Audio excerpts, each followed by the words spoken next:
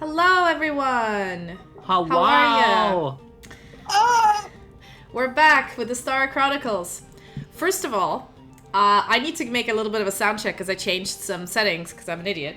So, if you guys can hear me very well, and the music, and the group, please write in chat. If something is low, also write in chat. I'll try to fiddle with it. So, it is what she said. We are... Do a little fiddling. Yeah, we are Esthara Chronicles, and we are back with our ongoing D&D campaign, All Is Well in Laudenborough. I am your cruel, merciless dungeon mommy, Sylfania. Then we have... Yo, Nanihira. Hello, Nanihira. What's up? Then we have Bax Obsidian, played by Thanture, who is linked in the description, so go follow him. Who's also dead. Who is currently deceased. Ooh, you're very loud. He is currently the dead. As he should be. What do you guys think in chat? Is one of us louder than someone else, or is it all good? I can't tell. If I'm not piercing your eardrums, it's not good enough. Oh, jeez. Okay, the next person is Sildana Markuth, played by Danny. Yes, hello. Most of you know. I am your lovely little zombie boy. Yeah. Playing an old elf lady. A tired, old, traumatized elf lady. And then we have Fervent Dickens, played by Gabe. Ooh, that was a deep one. I've been boiling the fucking pot. Indeed. We are a group of friends that play in a homebrew world designed by yours truly. And I'm going to give you because it's been a while, it's the first episode of the new year, I'm going to give you a really quick rundown of what happened from the beginning. Don't worry, it'll be quick. Also, these guys will remember it. If you watched the previous short, you saw that I rolled a nat 20 and won. Yes, that happened. We also have a dice. So for Gabe's nickname is Dice God because he says he's gonna roll a 20 and he rolls a 20, and then he wishes for Mads to roll a 1 to die a funny death, and Mads rolls a 1 and dies a funny death. So we just all accept that Gabe is a Dice God. But yes, in this world of Esthara, we basically have this campaign in a country called the Great Holy Empire of Ravinia, where these individuals have all congregated into the city of Laudenborough.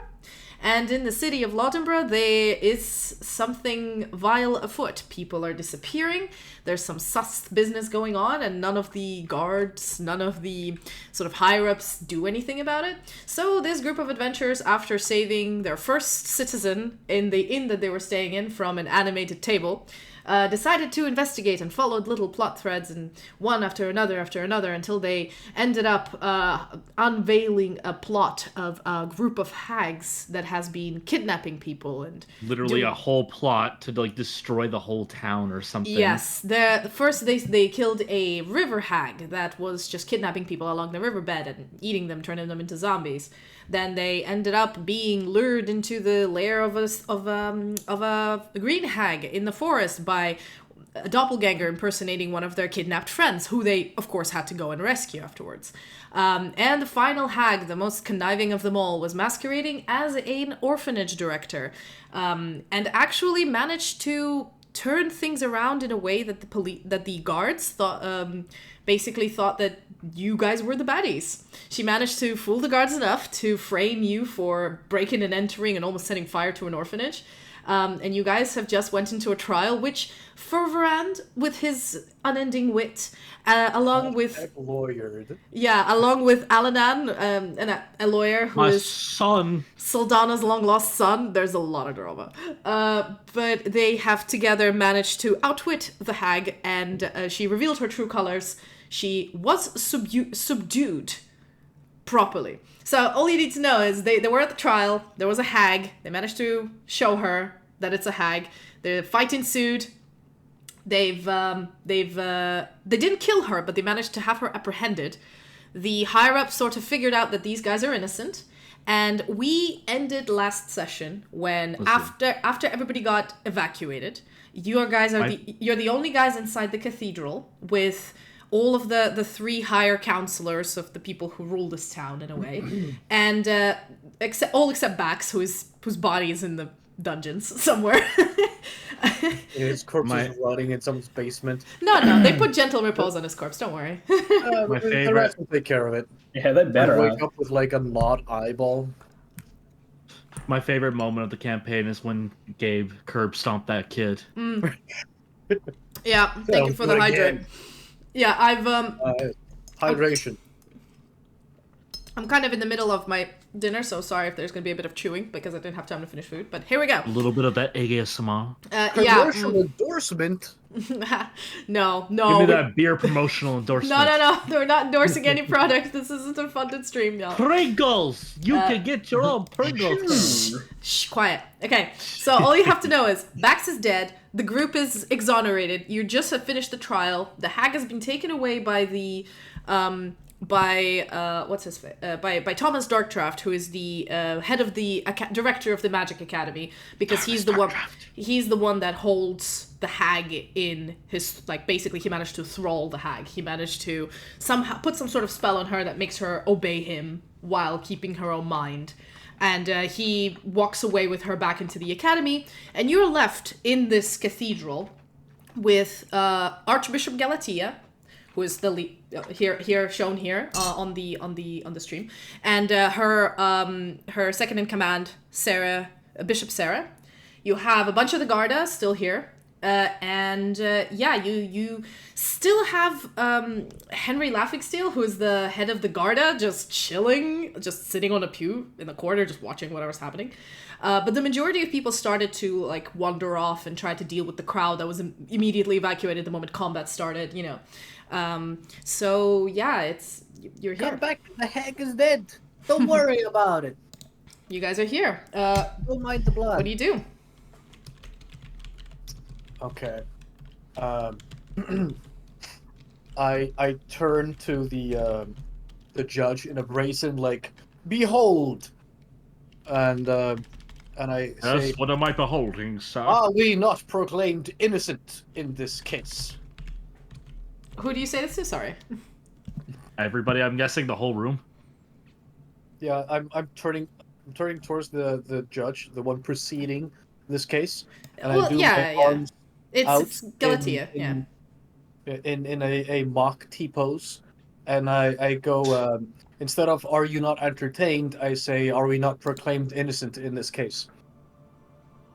You see, that's not as catchy. But you can quote me on it. So she looks at you and she turns around with her veil following her hair, and she nods and she says, "That is true indeed. You have been exonerated, and we apologize for any inconvenience caused to you according to this situation. As you have seen, the hag has fooled us all and tried to pin it all on you, and we understand this fact, and I hope you do not take it personally. We had to investigate, and you understand how it looked from the... I love just how they're apologizing for inconveniencing me, etc. When I literally curb stomped a child. Oh it was some details. My Windows decided to... yes, so she looks at you and says, I believe your friend has passed away in our custody. And she gives a look to Henry Laughingsteel, who's just like, literally like picking his nose and going like, flicking it to the side, and she just goes, yes, do we have a way of bringing him back? We do. I, as a Archbishop of the Faith, am capable of bringing back a person, but it will require preparation on my part, so we can do it tomorrow. The spell would work if he has died within the last 10 days, which he has died, I remember, if I recall correctly, about 24 hours ago, so we should be fine. He's also been cast Gentle Repose on, so everything is fine. Tomorrow we are going to bring him back to life in this here temple. It will be a private ceremony, not the pomp and circumstance that is very common in the capital when Her Divine Highness does it herself. But he will come back to life if all goes well. Quick, Matt. How fast can you reroll a character in case the resurrection fucks up? Aren't you like still like in like the ring or something? Idea. You were in? I technically am in the ring, but I mean, if I'm on the body still, and they you are still on the body. The ring. I remember you being like, "Can I will the ring to fall off a finger?" No, you're still on the body, and everything you've been wearing, all of your magic items, are still on you as you're lying down in the Garda office. Are you still able to be resurrected if you're like still like if your soul is in the ring? I think what the spell says, it's like if the soul is willing. I believe. If the body is willing. No, if the body is willing, the body is fucking dead. Yeah, it says here. Yeah, if the creature's soul is both willing and at liberty to enjoy the body, the creature turns to life with 1 hit point. You know what? As a DM, I'd say the way the ring works, the only reason your soul even went into the ring was because your god Deus Ex Machina'd you at the very end there. Because you rolled a nat 1 and then you rolled high enough religion for your god to like not resurrect you, but to, instead of having the hag have your soul, it was basically placed in a ring. And I believe from this ring you can converse with whoever is wearing it, so I assume if somebody... We'll see. We'll make a few rolls. We'll see how we deal with this. We're gonna see how this goes. We're gonna see how this goes. I'll let the rolls decide. Hey, Ollie. Happens. Hello.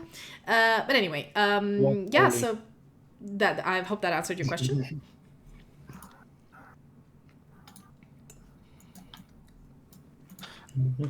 So yeah, it is still the 17th of Lipitz, which is the summer month. And you've had your trial that's been lasting for the whole goddamn day, so it's almost evening. The crowds outside are still trying to look in and see like if anybody died, if there were any explosions, because they all just evacuated. The guard are calming the crowds down, and the Galatea bows and turns around and walks off into the back of the cloister to do what she does. Sarah follows her, and you guys are left sort of on your own. Your weapons, some of the guard come back and bring you back your weapons, so you have all your stuff on with you. And yeah, the day's yours. You kind of were in a bit of a rush the last few days to get the last hag, to then get arrested, and you know. But a lot was going on. A lot is going on, but you guys are sort of finally taking this breath in this beautiful cathedral, with no fear in your weapons, and you know Luba comes up to you guys. What a beautiful place. You know, all of the people who were here, almost all the NPCs you've met are here. What do you do? Everyone's here except Mads. Except Mads. Yeah. Isn't this beautiful? Hey man, as God intended. As God intended. Yeah. I'm gonna cry louder. Oh, Sildana, don't you just feel more like, I don't know, powerful, amped up? I don't know what to explain. Yeah. Did you hear that like bing sound that came out? I feel stronger for some reason, like a level up. Just like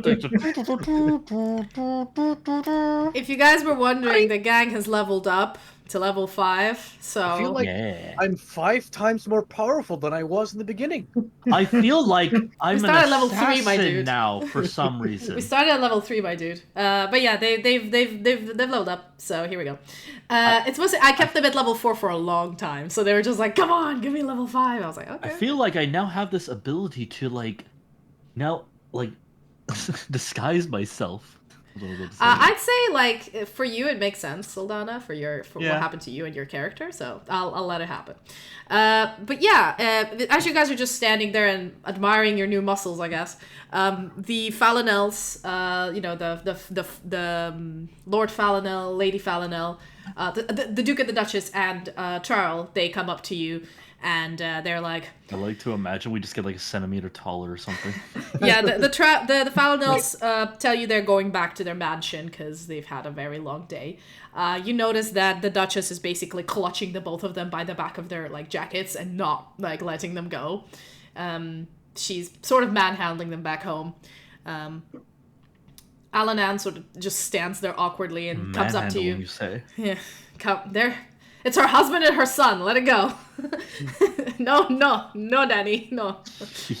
So she, Alanan comes up to you, Sylfania, and puts out his hand and like gives you a look. Now, is the look threatening, seductive, arousing? No, the look horny? is he sort of raises an eyebrow and nods at you and goes like, I would like my dagger back, please. I like my big fucking knife, please. Oh, That's not a knife. Pulls that's out not a fucking knife. longsword. wait. Can I look at the knife real quick as I pull this it is out? what Aladan, by the way, looks like, Sylfania's kid. So yeah, you look at the knife, you look it over, and so you sort of finally look at the dagger, and it's very well made, and you notice it's not standard make, so it's not a standard issue dagger that everybody can get. These were custom made, probably for a lot of money. It's just I don't know. You're not a blacksmith, so. No, but I've used other knives before. Yes, you see that this is a custom-made knife, and it has like nice little filigree. There is no writing on it. It's not magical or anything. It's just a regular knife, but this knife is very expensive and very well made. And it looks like it's been made exactly to be like hidden on the hip. It has, like, a engraving that just says "Hate Mom." No, he's not that edgy. I would look at it for like a second, and I would like kind of give it back to him, and I would say, "This would not have done anything to that hag if you had used it on her. And it's far too fancy. You got to get something more practical, something magical." It works fine enough. I don't go around stabbing people. It's not my usual job. But if somebody tries to threaten me, I have something to threaten them back with. And he still... Do you give it back to him? Yeah, I know. I said I gave it back to him. Okay, yeah. You notice as he, like, swiftly, like, he like, moves his hand really quick, and he manages to, like, flick his jacket and place it in, like, a hidden portion of his thigh holsters. And then he looks back at you guys, fixes his jacket, and goes, right, well, that went a certain way. I'll be staying here for a bit in the city because I need to sort out all these children have just lost anybody who takes care of them, and To be fair, we don't know what it was doing to them. To begin with. my daily job when I'm not doing criminal cases, which is very rare, is actually I deal with child protective services, and I deal with Really? I deal with relocating children in bad homes somewhere better, or helping out orphans, and I'm doing the legal part of it. It's like pro bono work, but that's great. That's great. Yeah, well, children need time to be children. They don't need to worry about anything else. But unfortunately, some adults let them down. So, anyway, I'll be dealing with all the kids from that orphanage that you guys have dealt with. There's no nice way to say this, and he kind of looks at you further around. Certain parts of this I disagree with, so I'm just gonna go and make sure the kids are okay. I can imagine you disagree with my near slaughter of a child. Yes, that was not very apt of you. Like, what? Anyway. Well, if you did see one of the children kind of turn into a demon and disappear in front of your very eyes, the rest of them would be kind of suspectable, I assume? Yes, there's also that. We do have a demon child running around the city somewhere, invisible. So, I mean, I think the Tabaxi is still chasing them somewhere. Hopefully it didn't get lost. Yeah, the Tabaxi comes back and just, like, shrugs. Like... Well, never mind. I guess they really are incompetent. Surprisingly, they are. Yeah. So he looks at you guys and says... They should get a new captain or something, go through training again. God damn. Probably. God damn. I'm pulling in the heat. Yeah. He nods to you guys and says, it's been, well, I wouldn't necessarily say a pleasure, but I'm glad it went well. He looks at you further around and says, if you need anything, I'm just saying where I'll be. I'm not going to be going back for a while, so, I mean, if you want to discuss something else, we can meet at the inn later to sort of debrief and everything else, but... The Deep Pillow Inn? Sure, yes, that's the one you are staying, right? Or were staying. Tell the chef that you know me, and he'll give you a nice meal. Right. Yeah. Well, we can schedule a dinner to discuss a few things. And you notice he's only talking to Furbrand. He's not talking to Sildana. I mean, the Falnos are gone. You do have a bunch of other Garda around. Luba's there, but he's only. Unlike you, Danny, yeah. I actually have a relationship with your son. Jesus Christ! You trying to save me? You save me. So, for those of you who don't know context, Danny, due to the nature of Sildana's job, she has not been home a lot. I may have abandoned my child once or twice. Yeah, no, not like just on the street, like with relatives and such. But he grew up with a little bit of mummy issue, as they say, and now his goal in life, like he became a lawyer that specializes in child protective services. Which I'm fulfilling his friend role, and soon I'm gonna be filling his father role. Oh boy. Okay. Well, you can't fill the mother role. Joke's on you. I just have to put on a bra and some fake tits. Right. This Halfway there. ending this, Alanan walks away. Alanan walks through the door and out and just heads out. You notice him sort of some of the kids are still peeking out from the door to look inside, and he sort of comes up to some of them and gathers them around and starts talking to them. What do you guys do? The day's yours, man. The day is ours. The day is ours. Okay, let's see here. We've caught all the hags. We don't have any more leads towards any more cult activity. I guess the hags had a big boss that I suspect is the guy sitting at the trial picking his fucking nose, like the Neanderthal that he is. So I guess I'm just gonna... I think you might be keep an eye on him and follow him around and be like, so, what are you doing? I'm gonna bro out with him. I'm gonna be like, hey Chad, how you doing? You wanna throw some fucking football, play some rugby? You wanna play some... I literally think he might actually just be a Neanderthal. I don't know. Who are you talking about? About the head of the Garda? Yeah. So, Henry Laughingsteel, which is this dude, I'll put up his picture. If we're talking about him, might as well. I'm just quickly browse it. By the way, Danny, when you took his knife, instead of giving it back, you should have just given him like a +3 dragon slaying greatsword and be like, this should fit you better. Yeah, this dude.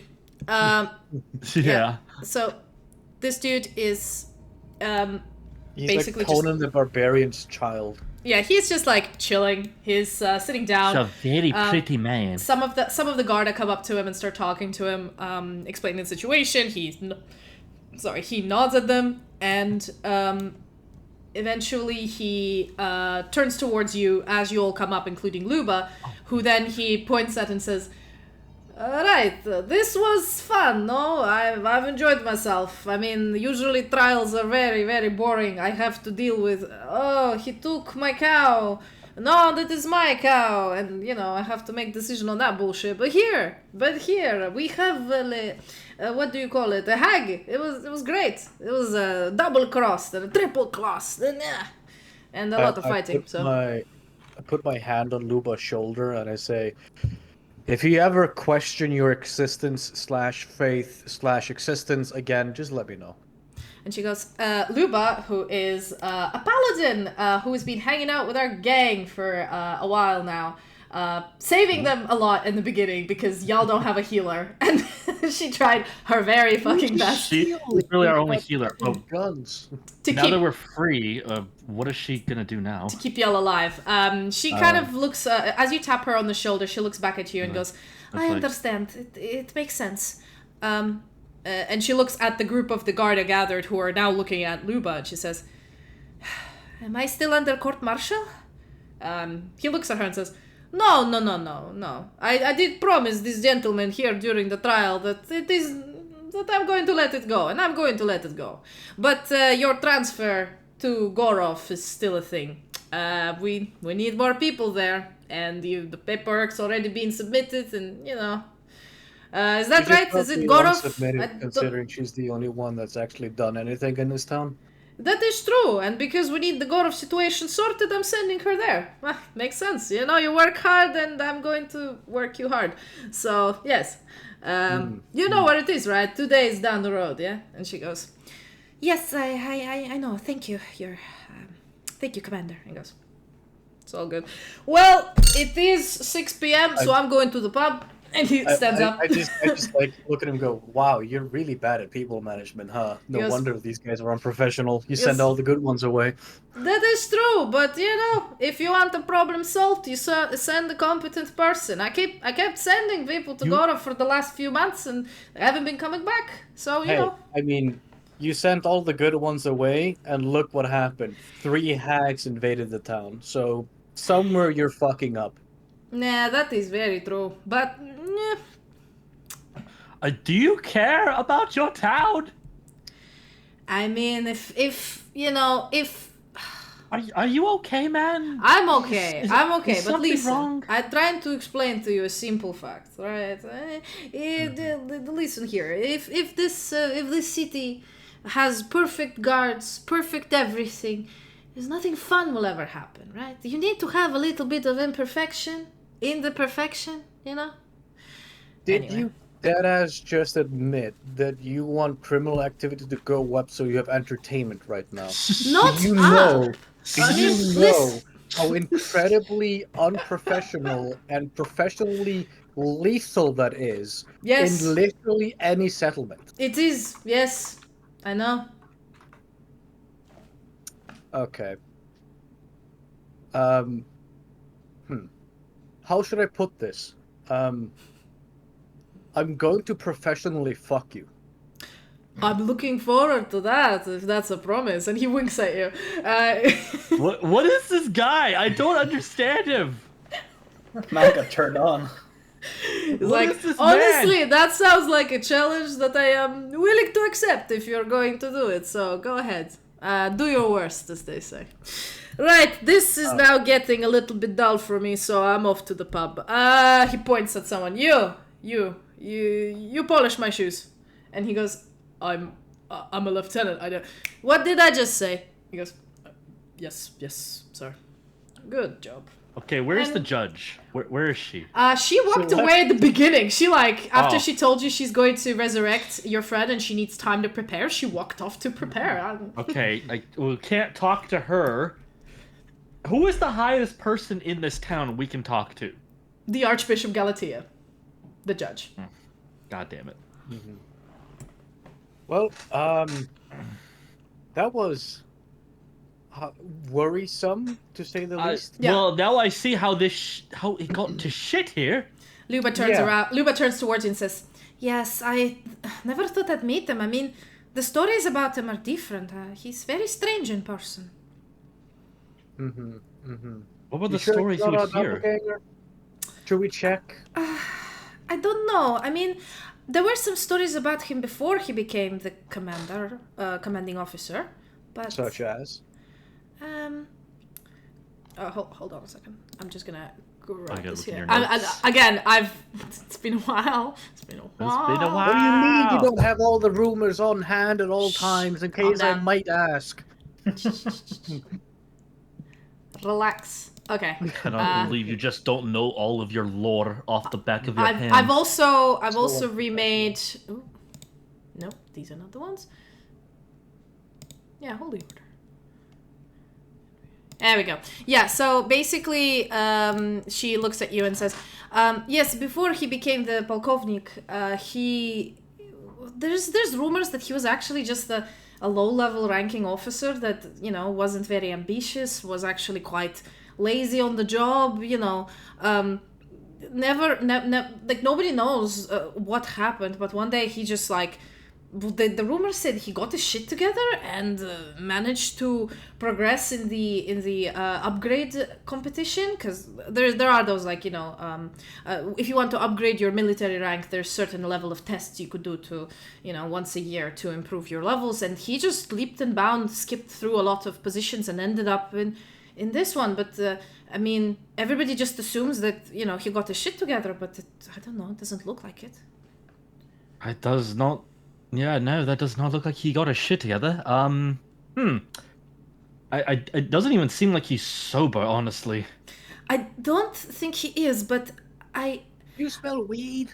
And then Jaxar Lothier, who is the guy who actually arrested you in the orphanage, and who you actually physically fought a few times, this dude with 2 katanas sort of wanders over, and he goes like, right, well, I understand bad-mouthing top brass is considered to be an offense, but I'm gonna let it go this time because he is a piece of shit.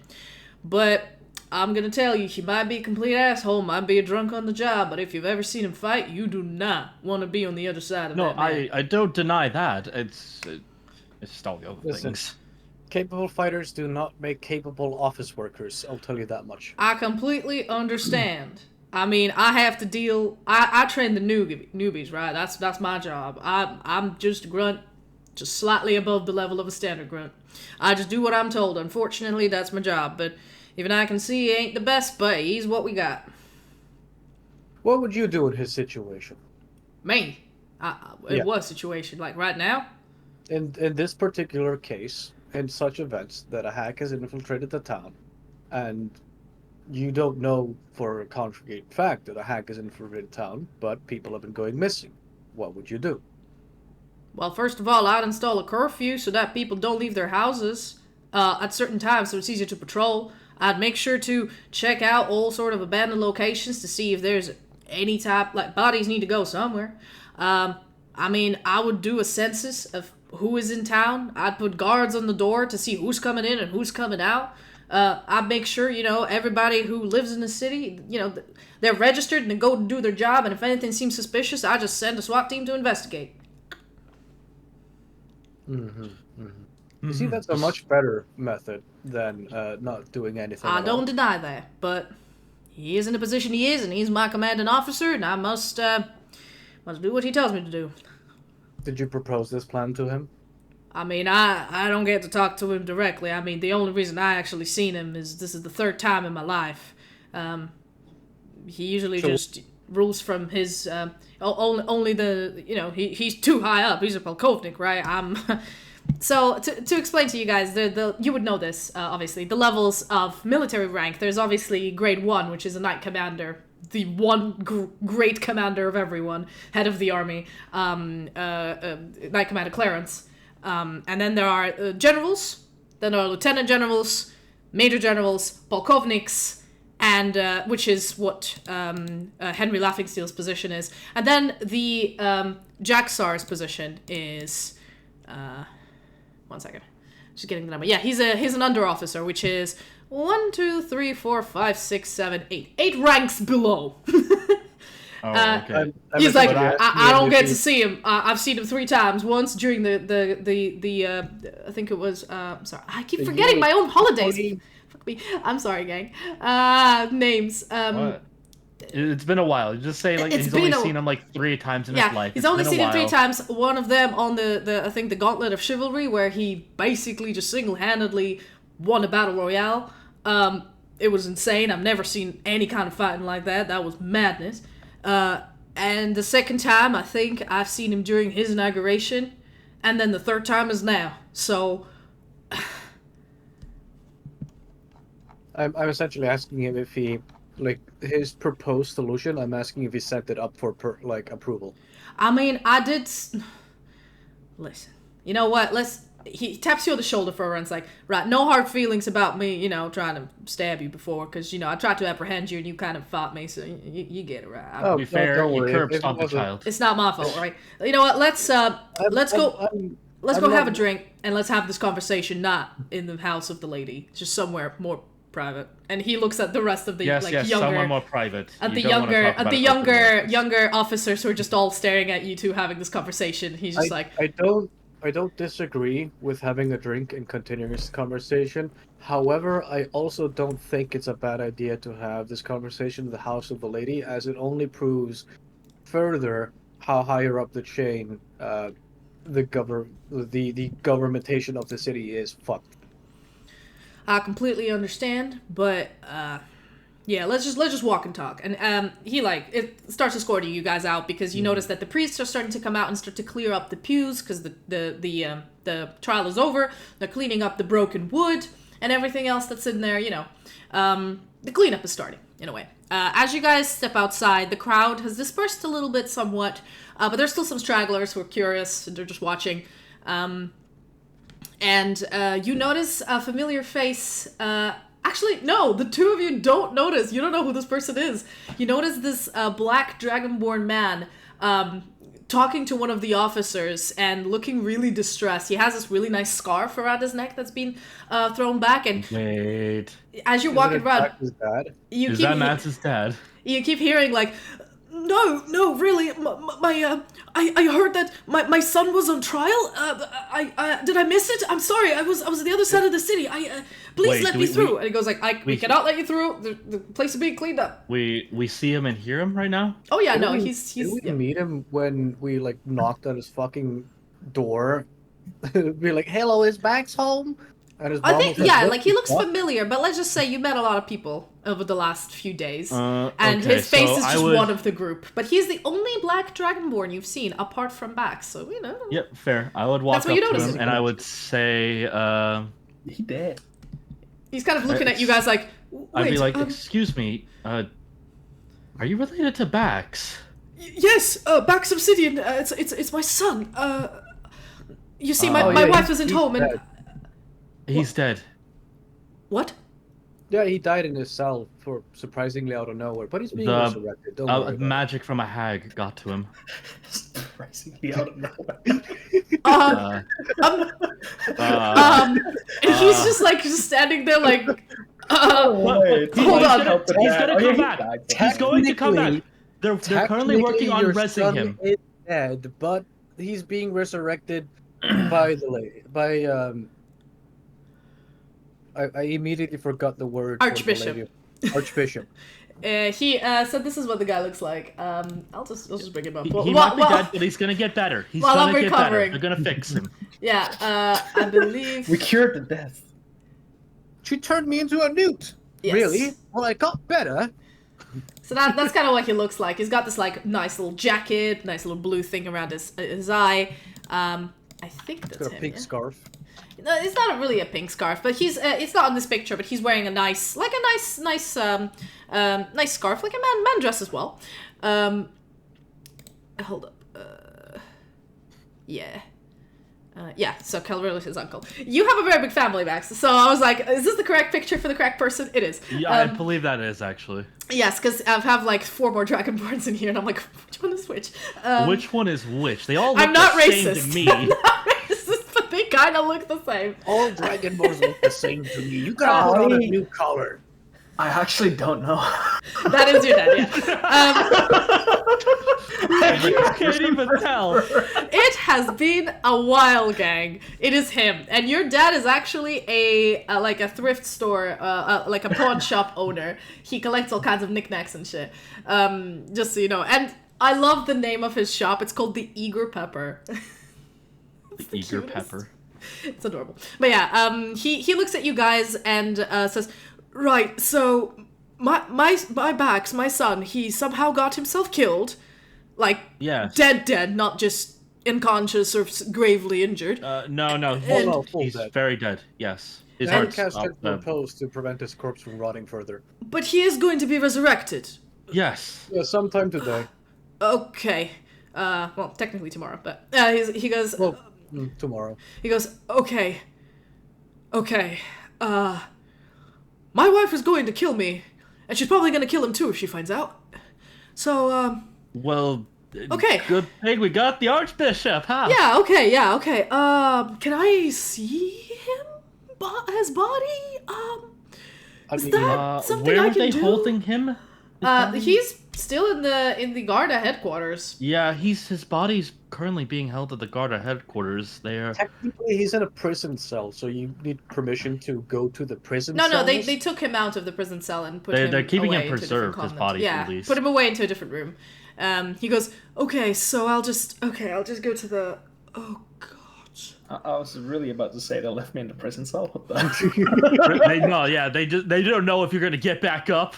Okay, I'll just go. God, first it's my wife, now it's my son. I swear to God, it's so weird when the house is quiet. And he starts. Some noise? No, it's just my wife said she'll be gone a while, and she usually, even if she's away for a long time, which will be 2 weeks, she sends letters, but I've heard nothing from her. And, Well, maybe considering the incompetency of the guard so far because of its chain of command, I wouldn't be surprised if she'd be gone for months. Yes, no, but she's pretty punctual. If she says she'll deal with Gerlaris, if she'll deal with something, she deals with it, and very efficiently. She's a very assertive woman. Yeah. Well, it's actually good she's still not here, because otherwise I would be pretty much dead. For no reason that I just didn't, protect the kid enough, considering he's almost an adult and does his own things now. But okay. The adult thing, die. Do not think. Like any reasonable adult would. I'm just okay. I'm gonna go. Bye. Yeah. And he's still shooketh, as they say. #shooketh. Starts walking towards the Holy Order district where all the guards are. Jaxar takes you down to the pub that you've been in before, which I believe the pub is called. It is the Dry Boulder in Southgate, which is close to where you usually stay at the inn. This is where most of the Garda usually stay. This is where Saldana got drunk and where you got Trowel drunk. Oh yeah, This is the place. I got a kid drunk here. That's yeah, where right. Bax got drunk and then you all dragged them to the room and all kind of fell asleep. Yeah, that episode. So okay, wait. How am I doing right now? Now that I'm actually in a bar I mean, to be fair, and I'm being asked to drink. I'd say. Well, let's discuss this a bit. I'd say Okay. you have been in doubt for a long time about this hag. Good idea. I'll get one. You've been controlled by some sort of force to believe that the hag isn't the hag. But now you are clear of mind, clear of purpose. The lies have been removed. Everything has been extremely clear to you, and you realize that no, you were correct. Your hunch was right, and you did protect the kids, and you did protect the people, and you did catch the baddie. Bax did die, but it's a sacrifice you're willing to make. I don't know. That's a joke. That's a sacrifice I won't cry over. Yeah, that's a Shrek joke. But what I mean to say is you give me this opinion in a way that everything did work out well, and this is not a sad drink. This is a celebratory drink. So, what do you think Saldana would do in this situation? Drink yourself dead. Well, after experiencing all of that shit, yes, I'm going to drink a lot. Great. I've lost all willpower at this point. I've fought really hard. Yeah, so Nearly died. Had to talk to my own son, and all of the memories are coming back. A little bit stressed. yeah, you guys are talking over each other, so I can't hear you. Either one of you. Sorry. But no, I got it. Cool. Let me put up the ambiance for a tavern. Sorry if everything going a little bit slow today. I'm still getting back into the swing of things. I'm trying to figure out how my setup works and everything, so apologies. Time to make some con saves. Yeah, so you guys rush into this tavern. Jaxar get like tapped on the shoulder. Everybody's like who know him. People just come up to him and they're like, it's like, hey man, are you here for another point? It's like, yeah. So you know, he taps shoulders and like shoos people away as he gets to the bar to get you guys drinks because he wants to have a conversation. You heard that the polkovnik was going to have a drink, but he isn't in this pub. He's probably in some other one. Which is good, because this is more for the lower ranking officers in the... And visitors. There's a lot of random tourists in here that came for the Festival of Planting that you guys missed in jail, that came for another festival that you guys also missed because you were kidnapped by the hag. You just keep missing all the festivals, man. But there is a few, like, stragglers already. Fair, it's a little bit difficult to catch them.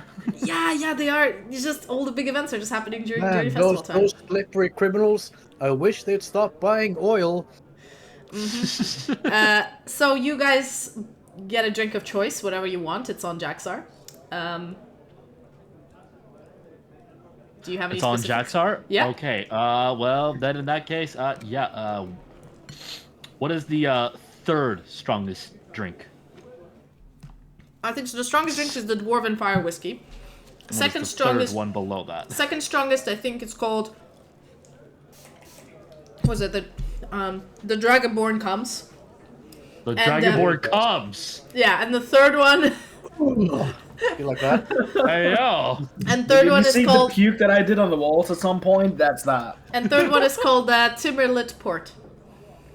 Timberlit Port? Timberlit Port, after the name of the Timberlit Empire in the mountains, in the underground, under the mountains. Basically, it's like an underground port, grown from special vineyards that grow in like the caverns in the Underdark.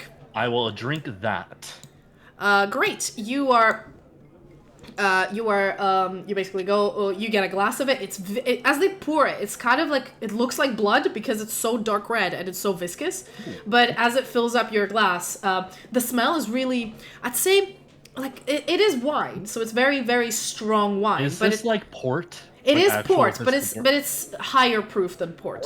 And it's you higher notice, proof than actual port. Yeah, and there's and it's more viscous in a way, and there's a little bit of I don't know how to say it. Oh, so this is like actually like almost like syrup. Yeah, okay, like syrup, and there's like smokiness to it, like from the smell at least. What do you get for a round? Okay, hang on. So he's getting the sweet and sticky, strong alcoholic dragon cum.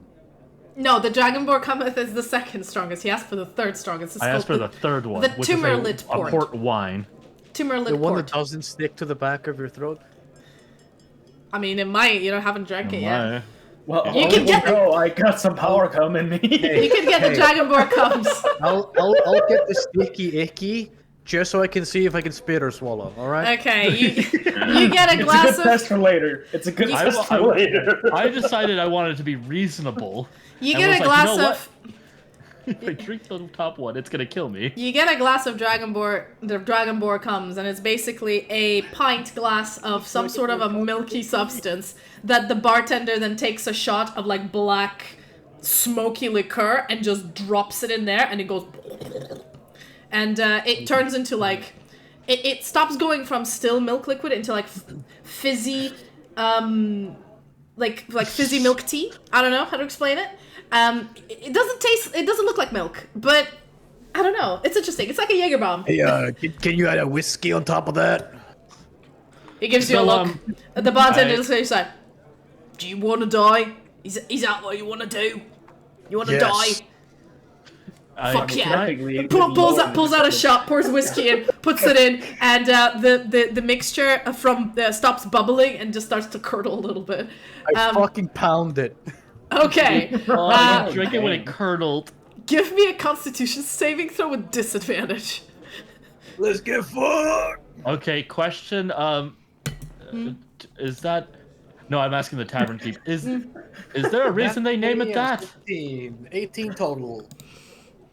Yeah, there's a reason they call it Dragonborn Comes, because this is the most famous drink in Trapmont, and Dragonborns just love it, because the smokiness. They call it, you know why they call it the Dragonborn Comes? Because when a Dragonborn has it, they fucking come in their pants. Like, immediately. Probably. It's gotta just, like, rush. They Probably. explode. It is considered one of the most, like, popular drinks between the Dragonborn. It's so fucking thick you could chew it. They just love the sort of like the bubbly, liquidy, fermenty, alcohol-y thing. Yeah, and there you go. They want the tutti frutti, sweet and fruity.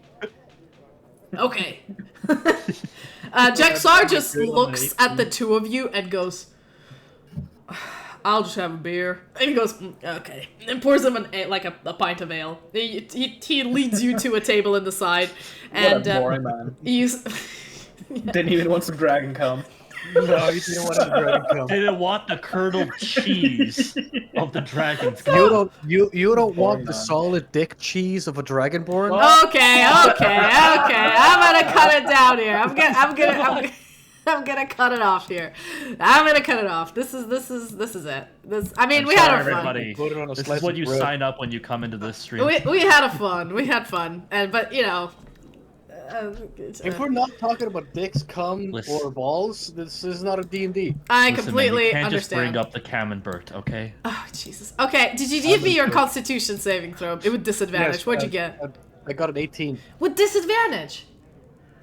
I got a nat 20 and a 16. Jesus. Okay, well, you pound that drink, and actually, before you managed to catch it right before it curdles. It's not bad. It's pretty good.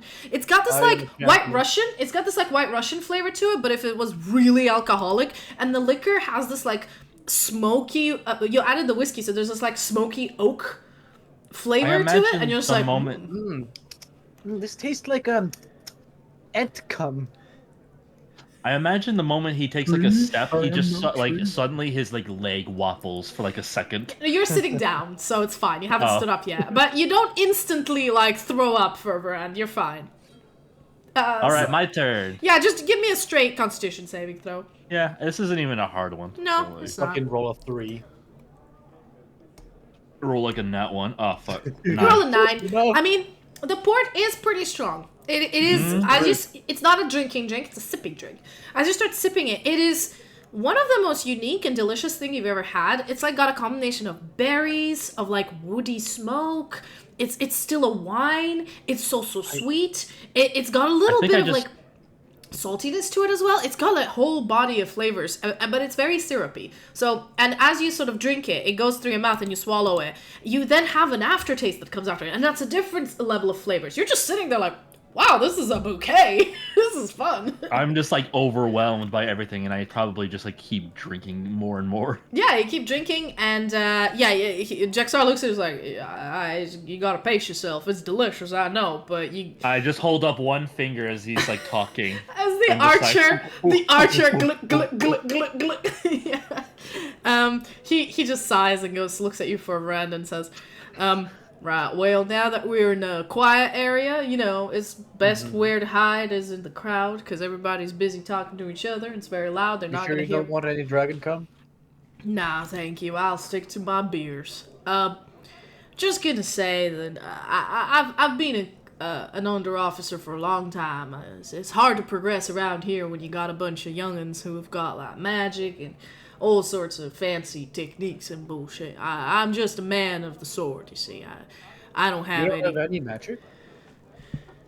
Let me check. I don't think it does. Again, I made these characters a while back. Did he cast a spell when we were in the orphanage? I don't think it was him. Was it not? I know Mads cast darkness, but I thought he cast like some fucking magic shenaniganery too. Yeah, he says, well, you know, every single officer in the army has a little bit of the Divine Lady's light inside of them, so that's what lets them cast certain spells.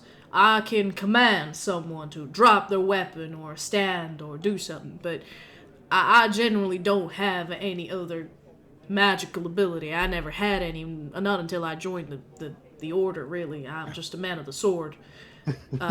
But I don't have any magic. I just magically compel you to obey authority. It's called the law. no, literally, as I explained in this world, everybody who joins the order is basically a magic initiate cleric. Everybody gets a cleric like cantrip and a thaumaturgy spell. It's a feat. Everybody gets it because the Divine Lady of Light herself, apart from giving light to all of her congregation during mass, her military obviously gets an additional sort of boost of magic. Whether you had magic or you didn't, everybody gets it. Some people use it for healing, some people use it to command the law, which is what Jaxar does, and some people use it for other things, but it is sort of like a perk. Even Saldana has a cleric initiate feat. I got a bit of it. Yeah, everybody who's ever been in the official army does have one. So, yeah, he looks at you and says, but otherwise, I don't have no magic. So obviously you have these hot shots who can do fancy things. And they get promoted just like me. Quite quickly. Between you and me, magic's kind of overrated. I mean, it is useful, like when that dead friend of yours cast that darkness spell, I lost sight of you, and the only reason I found you out because I was in a narrow corridor. I mean, that's useful in the fight, not gonna lie. It's useful, but it's overrated. I agree. Well, you lost sight of me, but could you really take me in a fight? Like, really? I mean, probably not the wizards. I mean, you find some Why people... do I need to take you in a fight if I could probably blow you up from like 300 feet away? I mean, that because as well. You have to see me first. What if I do? Not with my magical arrows that I can fire from a distance. My man. To answer your question, why I haven't really proposed anything to the higher-ups is because I've been sitting in the under-officer role for a very long time, right? And my job is to train the newbies. My job is to get the new, fresh meat that comes into town who just finished their basic training, and I have to teach them how to patrol, how to not start trouble, because a lot of people join the army to start the trouble. I need to teach them the ways of the city, the hierarchy, how to do things, right? And I've been doing it for years, and I'm good at that. I'm not really the law in this city. I haven't really been in any big confrontation like this in a while. You have to understand, in Lodebra, there is no big confrontation like this. These past 2 weeks have been the biggest anomaly that happened in this city in years, right? And we are theoretically equipped to deal with this, but we don't have the practical experience. My biggest sort of experience was breaking up a drunk fight during a festival where, turned into a mosh pit. There was a lot of people involved, and trying not to get anybody hurt. That is the extent of my sort of, and anyone else's experience in the city. We've never had issues with monsters or hags or some sort of a death creatures or such. Do you think that might be a bit strange? Let me put a tiny pin in that. So, you are never called for anything unless it's considered a minor infringement on the law, correct? Such as drunk brawls, etc. Yet, when an orphanage is attacked, you're considered the leader of the squad sent in to deal with it. No, I was just passing by, and 2 young girls ran up to me because I was in the uniform, and they told me that their house was being raided, and I was just the first on the scene. But you still commanded authority over everyone else that showed up. Well, yeah, because they were all noobs. It was just me. I was the highest ranking officer there. Then where's the captain? He was in the Holy Order district doing whatever I know he does. It's not my job to question what he does. It's my job to do my job, which is patrol the city and teach the new kids how to do that. What I was saying is, there have been hags that have been impersonating people, and also shapeshifters as well. Is it possible that there may be people? Within the Garda itself? I mean, now I'm concerned. Before I wasn't. Because since I was born, there's never been an issue. This is the first time, and we are, of course, taught all the theoreticals of these issues. We're taught that this is a possibility, this could happen, but we've never encountered it. And so, obviously, we try to do things by the book, and I mean, it doesn't work most of the time. I regret having that. That poor kid died, and it's my fault. I'm telling you this now. The greatest weakness to this holy empire of ours that we live in is when people in charge don't value the morals of our holy lady. That's true. The man in our court case sitting next to the archbishop does not value the morals of the holy lady. Should they therefore be in charge of things that enforce said values? See, I'm now like sitting here like I know what he's saying, how dangerous what he's saying is. Yeah. Jexar Jexar looks at you. Don't even give me a persuasion check. He just looks at you and says, "Honestly, I agree. And I've been talking to some of the other officers of my rank, of slightly higher rank, and all of us agree that there's something shady going on with the Polkovnik. But as I said, all of the people I know and I have the ability to directly speak to and not only report to when, speak when spoken to, is limited. And we're sort of at the bottom of the food chain. Even if we all band up together and write the complaints somewhere, I don't know. So my commanding officer is... Insert no name that hasn't appeared on screen yet. It hasn't yet, because this dude is just a rando NPC. You see, he was busy breaking up tavern brawls.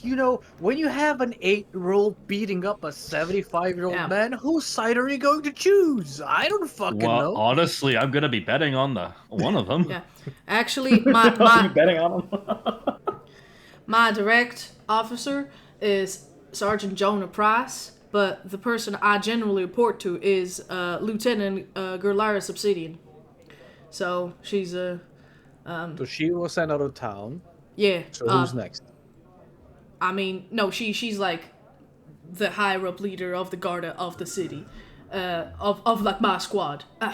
It's a complicated... How do I say that? Okay. It's a very up-to-down system. It's literally a pyramid, right? There's a limited number of officers at a certain level, and they all respond. Like, we're all underneath Lieutenant Gerlaris Obsidian, my commanding officer, his commanding officer, her commanding officer, and then there's Gerlaris. So, and when she was sent out of town, who was in charge instead? I suppose the coordinate that's under her. And what did they do? They manage the distribution. They manage the distribution of the Garda around the city. No, not what do they do. What did they do? There have been cases of disappearances reported to the Garda before. What did they do? Well, I think, so the coordinate that's currently occupying Lieutenant's seat, they used to collate all the reports that came from all of the sort of precincts around the city and deliver them to the lieutenant, who then would decide which of them are sort of an easy case that can be solved by a group of sergeant and a bunch of officers that can just go and deal with it, or it's something that needs to go up higher. A lot of these cases don't even go up further down up the food chain until like there's certain blocks because people don't want to bother any higher ups with smaller problems they can solve themselves. So he's basically like a middleman, in a way, between, the sergeants and the lieutenant. But he's a trained officer. It's just a more, better paid job and, a nice office. And you have no, how should I put this? You have no intentions of seeking a higher status? You're content with specifically training rookies and nothing else? 1 second, sorry. So, personally, I enjoy my job. The youngins, they come in with those ideas. I love being a little bit of a hard ass, showing them what's what. Mm-hmm. And then there's some promising kids who, you want to tell them how things are done and you want to make sure that they do well, right? I'm not young. I'm past my prime. I feel like I had possibilities for promotion. I might try one last time this year during the festival, but I mean, it's unlikely I'll get it again. I've been trying for 10 years or so. At this point, I'm just content with my lot. But obviously, after seeing what's going on and how unprepared we are due to mismanagement, I mean, somebody needs to do something. But I doubt that person could be me. Promotion. Yeah, I will. It's last time. If I don't get it, I mean, there's no point afterwards. But I will do. How many drinks am I in by this point? At this point, you finished your one port, and you're getting woozy because you have to get up and get another one from the bar. I'm gonna get another one. Okay, you're gonna get another same one. Give me a Constitution saving throw, without disadvantage so far, but the DC is higher. Annie, have you tried the port that I have? Or yeah. You have a cocktail in a way. IRL? No, I mean, you remember when we went to Portugal? I got like this 25-year-old port that has like. I actually got like a 22-year-old one. It tastes so fucking nice. It's just super strong. Yeah, it's really nice. So you rolled 13, right? Oh, you got it too. Yeah, 13. Yeah. So as you're drinking it, you're starting to feel like the room converge on you, and it's not like you're just starting to feel dizzy. You don't feel like you want to throw up yet. It's just like you're suddenly extremely warm, and like it warms you up like a lot on the inside, and everything is starting to like spin. But you still can talk. You're still aware. Yeah, I'll just be like, listen, I would turn over to the guy. Mm-hmm. Like, so I'd just be like, listen, you're too handsome to be thinking about all this problems. I totally get it. It's so complicated. Everybody, so many regulations and rules about all the hierarchy and bullshit. I remember back in my day when I was in the military. It was so annoying. Right. Yeah. You understand. It's a very top down. Like, I can't just walk into the office of Lieutenant Obsidian and be like, ma'am, I have a complaint. I have to go through my sergeant, who has to go through the corporal, who has to go to the lieutenant, And then you don't even know if any of those people are probably disguised as a hag or... At this point, we don't know, and that's concerning. Surely you're capable of sending a message higher up the chain than just your direct command. No, of course you can. I mean, but generally speaking, to manage the amount of people that work in the Holy Guard, in the Holy Order all across the Empire, this is sort of the very harsh top-down management that's being enforced. Because under, I'll give you some statistics if you like. I mean, I'm not very good at math, but I mean, from what I know, generally speaking, so the lowest level is a private, right? Anybody can become a private once they finish their basic training, and they can wield 1 or 2 weapons. I got 2 kids privates. I'm sort of, watching and training until they manage to get to the position of corporal, right? And then the third one is the under officer, which is me, right? The one above me is a sergeant. So, example-wise, 1 corporal or 1 under officer would be responsible from 5 to 10 privates, right? Which means you have to watch them, you have to train them, you have to make sure they fucking show up, you have to make sure they don't miss their job time, you have to deal with lots of stuff. Their mistakes are your mistakes, right? And then for each sergeant, there's at least 20 under officers. For each senior sergeant, there's at least 20 to 25 sergeants. It's a lot of people to manage. So this is why they introduced a very top-to-down communication kind of thing. I report to my commanding officer, and I'm responsible for the people directly underneath me, right?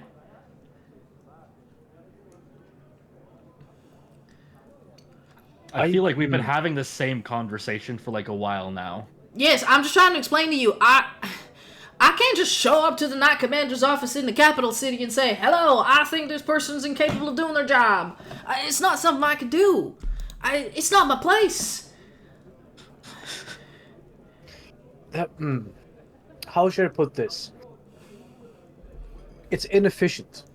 I understand, but this is how If I am running a business and I am the owner, and I have a person set as the manager of my employees, if I get a message from an employee that my manager is hot garbage, it would make me want to rethink my manager. I would look into said manager. If not, my business is gonna go to fucking hell. And you can say the same thing about the guard force. You have a shit manager at the guard force right now, sending various capable personnel out of the city, and lo and behold, what happens? Hags are in the city. I understand, but the system that we usually deal with, if you have a complaint about your commanding officer and you can't tell anyone else, you usually go to the clergy because they're an independent force, and the Archbishop Galatea has the veto over everyone. So, And have you? yes, I have told the bishops about some of the individuals in the group that I've noticed have been not doing their job here and there, but I'm not gone about Polkovnik yet because, I mean, as I said, this is the third time I've met him. I thought, there's a lot of people between my job and his job, and maybe one of them's incompetent. I just don't know who it is, and I have no evidence. I mean, if I show up with a complaint, they're going to ask, do you have any evidence of what you're claiming is happening? And I don't. I can't just give a random accusation. I'll lose my job, and I need to feed my kids. It's a very backwards way of doing it. If anything, they would have to investigate themselves. I mean, if you have proof, bonus points. If you don't have any proof, the least they could do is investigate the matter. I mean, all to say is, as I said, this is the first time this has happened, and people are scared, and my job right now is to calm down the populace and try to... Jesus. Oh. Nah, somebody dropped something heavy. There's a fight in the bar right now. There's a fight in the bar, everybody. no, it's my neighbors. I punched them. No. It's my neighbors. But basically, he looks at you and says, my job right now is to make sure that the populace is safe. I'm going to make sure that my patrol doubles. I'm from my position of power, limited as it is, I'm going to do the best I can, knowing that anybody is a danger. But again, this is all I can do. So, considering that you didn't flat out try to kill me, despite our previous engagement, I would say you're doing a pretty good job. I mean, why would I kill you? You were trying to defeat a hag. Yeah, but you didn't know that. In your eyes, I was beating up an old woman repeatedly. Yes, but even then, I have no rights to just exact judgment upon you. I need to arrest you and then understand what has happened, which is what I did. I did my job. And you did a good job. I mean, to be fair, it was kind of incompetent how he kept everybody in the same cell the entire time, and then separated us, and the moment we were separated, a person died. Well, I mean, completely by themselves. Not gonna lie, you guys were kind of beating each other up inside the cell, and I did not know what was going on, so I thought it was safer to separate. Again, I don't know if it's a thing he likes, and I do regret what happened to your friend. I do. Yeah, that back obsidian he was really weird. I don't know why. Is she okay? All these weird spells. Do we need to cut her off and take her home? Is she alright? I think I need one more. I did understand what she said. She's just slurring her words right now. So all I heard was yabba dabba doo. So I should probably take her home. All right. So we're gonna wrap this up by and then we'll take a quick break. Break time! Alright, Scooby-Doo. Yeah, alright, Scooby-Doo. You guys have a few drinks. Saldana, I don't know, gets drunk eventually, but not like dead drunk. I started dancing on the table. Yeah, you're stopped immediately.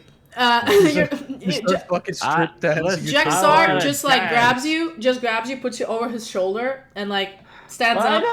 Why doesn't he love me? And wasn't that bad? You start like, I did my best. This roping, we're just like, all right, get down, you fucking. No, she's talking about her kid. She's just like, I did my best. It's like, oh god. Jexar just didn't know what to do. I had to be called away all the time. Stripping and dancing on a table while like being like that. Okay, Jexar just like taps you on the back. Help me! I don't get it. The saddest striptease. There's only one way I could get him to love me again. Oh no. Okay, no. Jexar just taps you on the back and then nods at Fervran to lead the way to take yourselves to the Deep Pillow Inn, the tavern. Mm-hmm. And if I believe correctly, let me double check one little note I have in here about the tavern, because you did see Eris did show up and she did speak at your arraignment, so she was at the trial as well. So yeah, as you go back, at this point, is she making pay for our rooms? No. Oh, Because she was there to defend you. So she was a witness for the defense, not for the prosecution. No, I'm seeing if we have to pay for our rooms now. No. She as you walk in, she's still standing on the what is it called? The reception. There we go. The word. I forgot a word. She's standing at reception and she waves at you and says, "Oh, I'm so glad you all are okay. Did you manage to stop the hag? I mean, I sort of ran out immediately after we've been told to evacuate. So she's thoroughly dead. The hag is dead. Fucking killed that bitch. She's not a problem anymore. Okay. So if you're good. worried about hag problems in the future, it's either a new hag, because the ones that you were dealing with are mostly dead. Oh, that's lovely. Honestly, I mean, I'm so glad you all are fine. I'm so very thankful for helping me and for solving this issue because, from what I understood from the trial, the hex bag that was placed here that was doing all of the magic things that was horribly ruining my life has been put by that hag, and you've called it to justice. So I think it's not going to happen again, hopefully. Yes, but I'll keep an eye out for the hex bags. I'll be really thorough with the cleaning, and I'll make the staff do it really well. Are you here for dinner? And she looks at Sylfania being like carried over by Jaxar. No, she's gonna pass out in her bedroom. I'm gonna go to my room. I will get a bucket, and she like flicks to one of the staff who are like, nod. Are used to your shenanigans, Sylfania. And in case you're still wondering, the reason why you were cursed, in case you missed out on that, is because you're too beautiful. Thank you so much. And you see her blush, and she kind of like flicks her eyelashes, and she kind of goes like, "No, I'm dead serious. That was the reason why you were cursed." Okay. Well, if you're trying to weasel in free dinner, I mean, as I said, you don't pay for the rooms, but the dinner, Atana's working really hard over time. He needs his tips, so you're not gonna get free dinner off of me, but you will get a discount. So off you go. and she sends you off to have dinner. All right. I'll take it. Right, we're gonna take a quick 5-minute break because I need to refill a drink. People need to refill a drink, go to the toilet, relax a little bit, and we'll be back with a quick conversation because you've scheduled a meeting here with Alanan for Varand, and after that we'll have the new day where hopefully Bax will get resurrected. You did, which you're very late for. I have no recollection of this. Literally at the beginning of this episode, he was like, "I will come and talk to you," and you said, "Deep Billow Tavern." He says, and then tell the chef to give him a nice meal.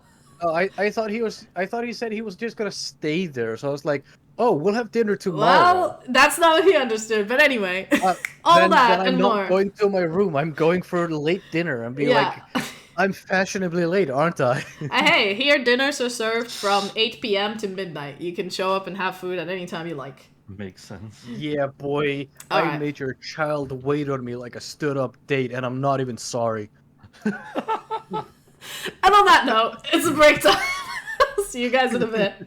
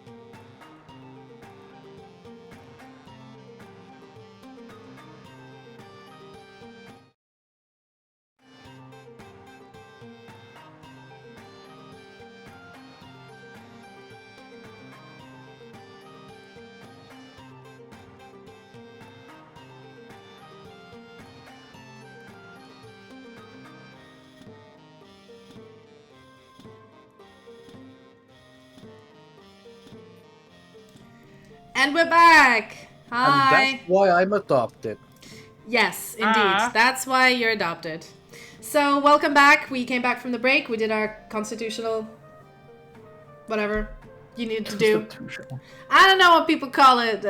Toilet break, drink break, biology break, whatever. But we took a break, and now we're back. And I hope all of you did too. Found that sweet spot of time to leave and come back. I don't know what I'm talking about. Anyway, in case anybody was curious, we took a piss. Yes. But anyway, Sylfania is taken upstairs by Jaxar to her room, and the staff help you sort of accommodate, and then Jaxar leaves. He nods you goodbye for a round, and you walk over to the dining room.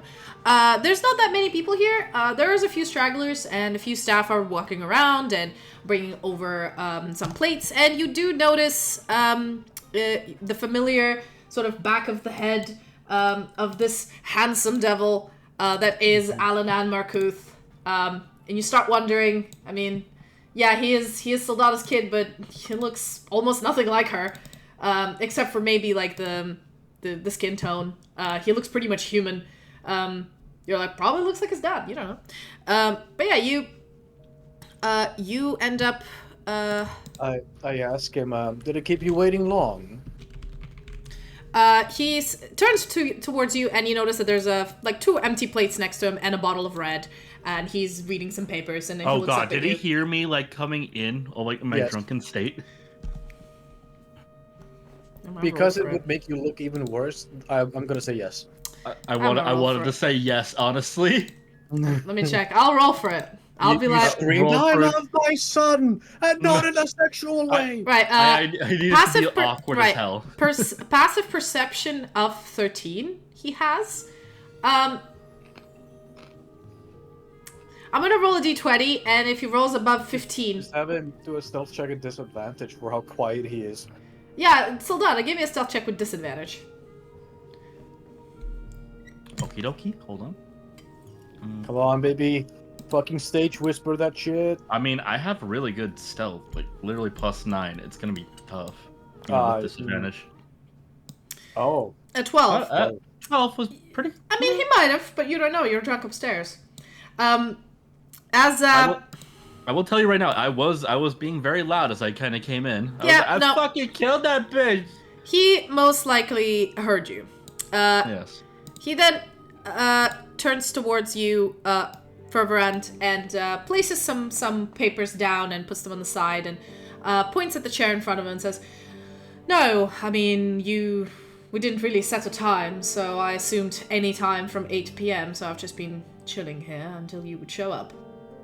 Yes, apologies. Your mother considered celebratory drinks, and the last time she did that, I had to drag her back with a rope. Sounds like her.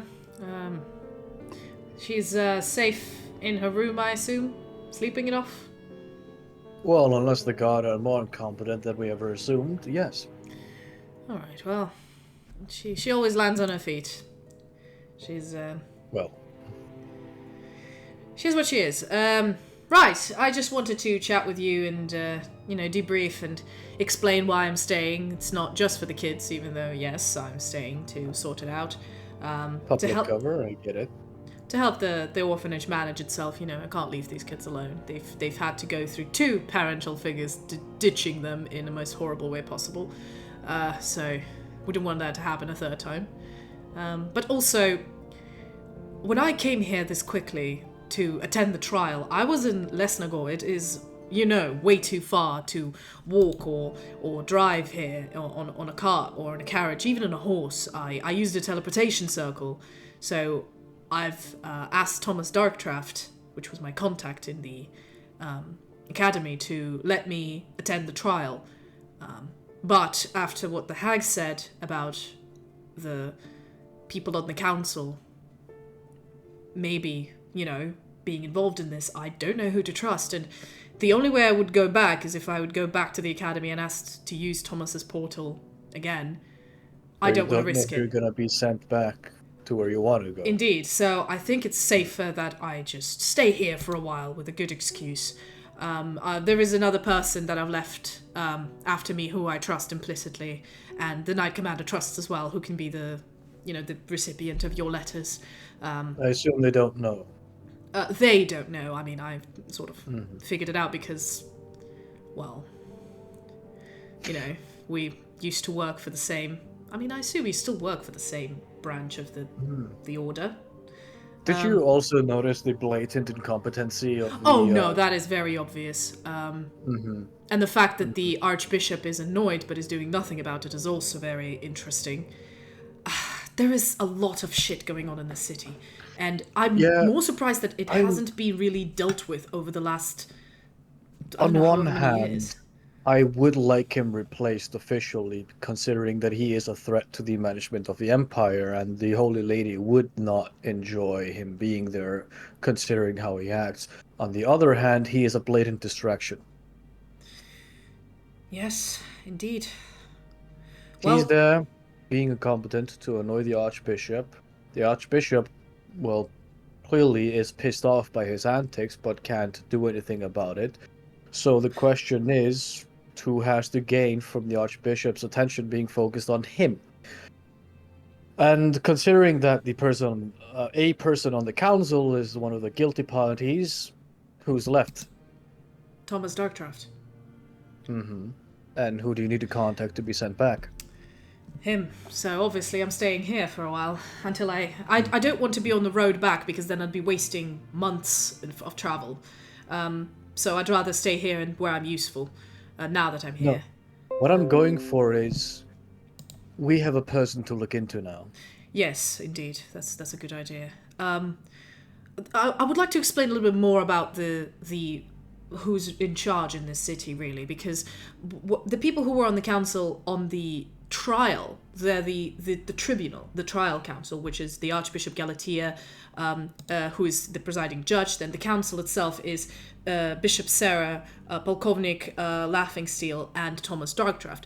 But the actual ruling council of this city, basically people who manage the city, underneath Archbishop Galatea, are as follows. It's actually...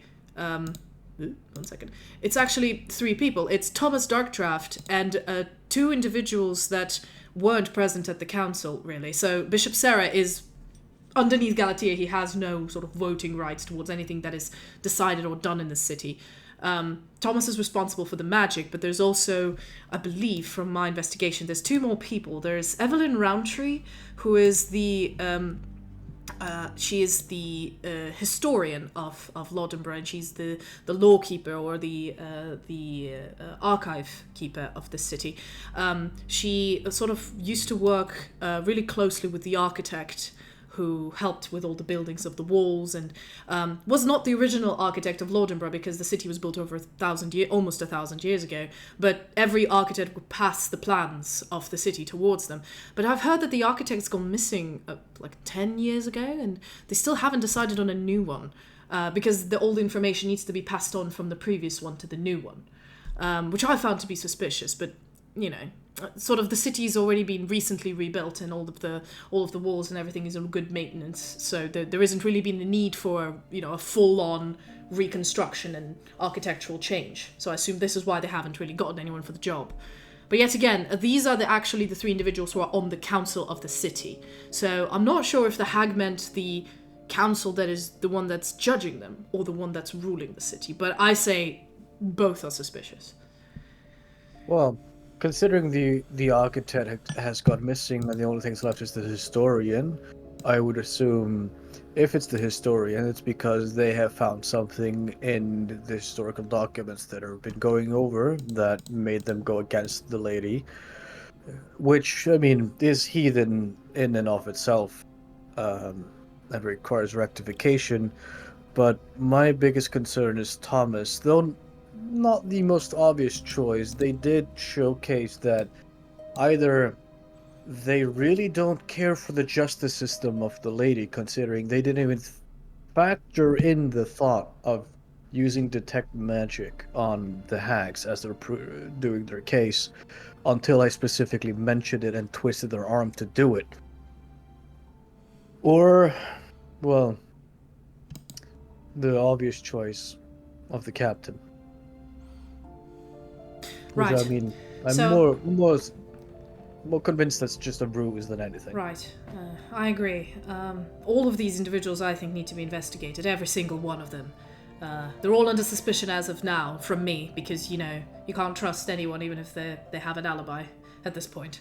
But I think, yes, we have a few people we need to investigate. There's no point in sending an official investigation because they'll just hide their tracks. That's However, very true. Because of today's trial, you could very easily have the captain taken out of his position. And by doing so, you either A, free up the Archbishop to properly do her job, or B, if he is the guilty party, piss them off enough that they'll have to go rogue. Either That's way, true. it's going to benefit us. There's something else I need to tell you. The orphanage that the kids came from, because I sort of tried to go back and accommodate them back in their locations, had a small fire. It's still standing, but a section of it has been burnt and cordoned off. Nobody knows how the fire started, but I mean... Probably the runaway demon. Most likely, so I'm thinking there must have been something in an orphanage, but they've burnt the evidence, or got rid of the evidence while, we were doing something. Probably something to do with the hag, or something to do with her connection to whoever we're investigating. If they wanted to hide a secret, it wouldn't be on the upper levels of the orphanage, because the kids could go there. What they would most likely be hiding would be a basement of some sort. Yes, but the whole section of the... it's not the full orphanage that's burned down, just a section of the house, because the mages were fast enough to prevent the fire from spreading.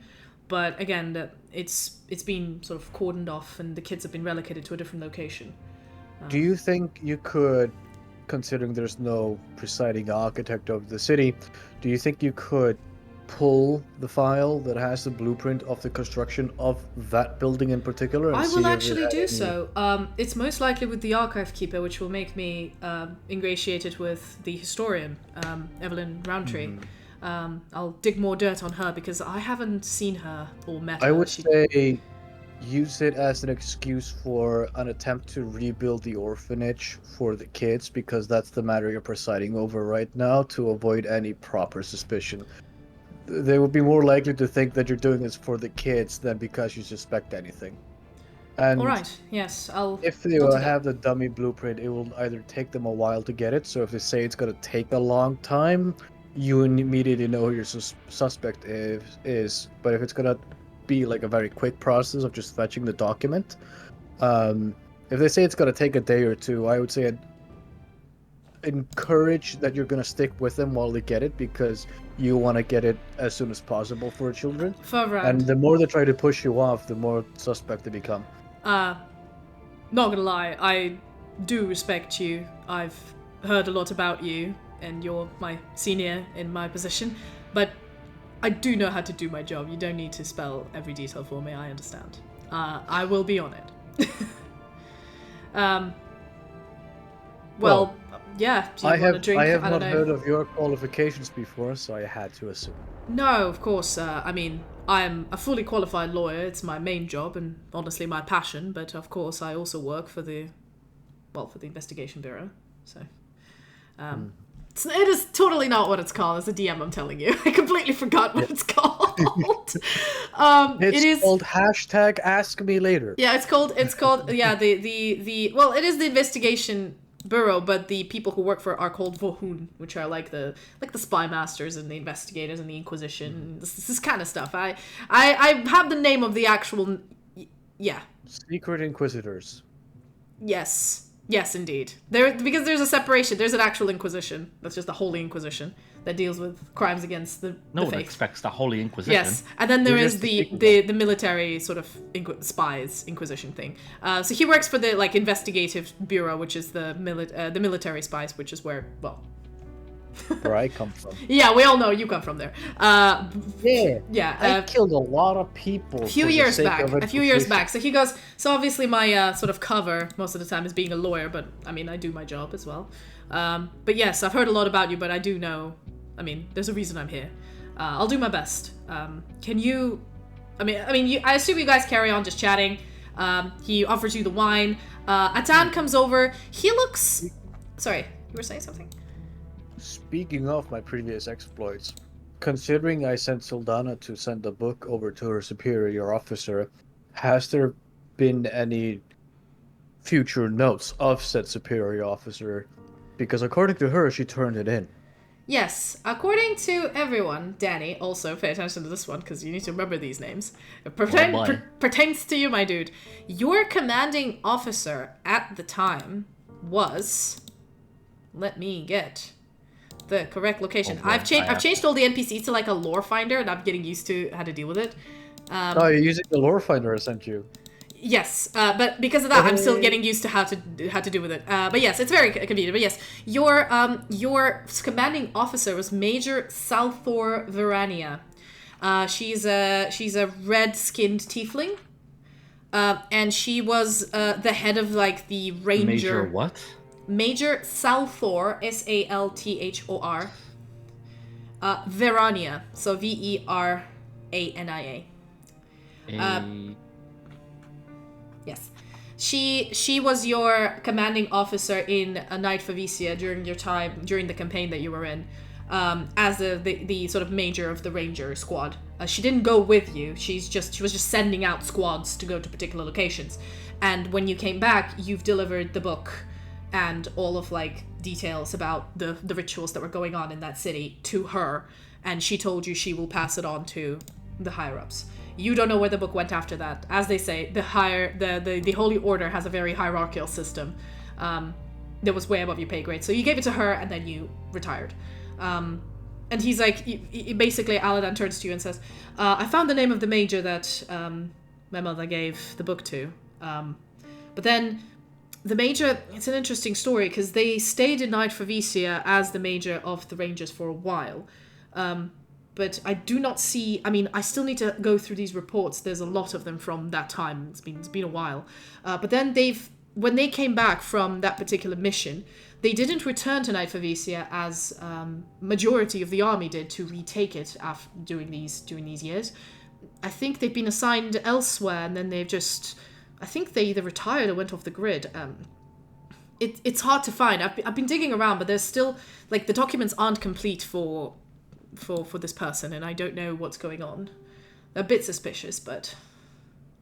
Could you do me a favor to, weigh even more the current workload on your shoulders? Could you give me the files on said commanding officer so I can view the reports going on about her? I mean, if possible, I would like to track their location and possible allegiance, and, where the last threat before their disappearance is. Of course. Did it go off the grid? Were they murdered? He goes through, he puts like a bunch of files around and pulls some from his bag and gives them to you in a nice little booklet. And goes, I've color-coded and collected them to be more clear cut. There's a timeline, jumps around a little bit, but these are not complete. I think there's still a few more, but these are the ones I managed to hustle up since you've left for the mission in Lodenborough. In the time that between now and then, this is all I could find. I'm sure there's more somewhere, but they're all spread around, and it's not an easy job. Find any more? Do of course, let me know. Yes. Do send my recommendation to demote the captain of the I guard. will, yes. I will write a very comprehensive report, but I would need to send it with somebody I trust. I probably would send it using magical means. I'll pay an extra dime. It's easier. Right. I've been waiting here for a long time, if you don't mind. Before you head off, once you send that letter off, if you notice any change of behavior in either him or anybody in his circle, let me know immediately. Of course, yes. I mean, it's just the two of us here. As far as I know, they haven't really sent anybody else, so try to keep an eye on him discreetly as well. I mean, as a lawyer, I have an excuse to go and deal with the, investigating... some of the children's parents have, at least that one goblin boy, I think he said his father disappeared and that's why he's in an orphanage because he was eaten by the hag. I could use that to, get an aid into the garden and just ask questions and, makes sense. Worst case, just make up some...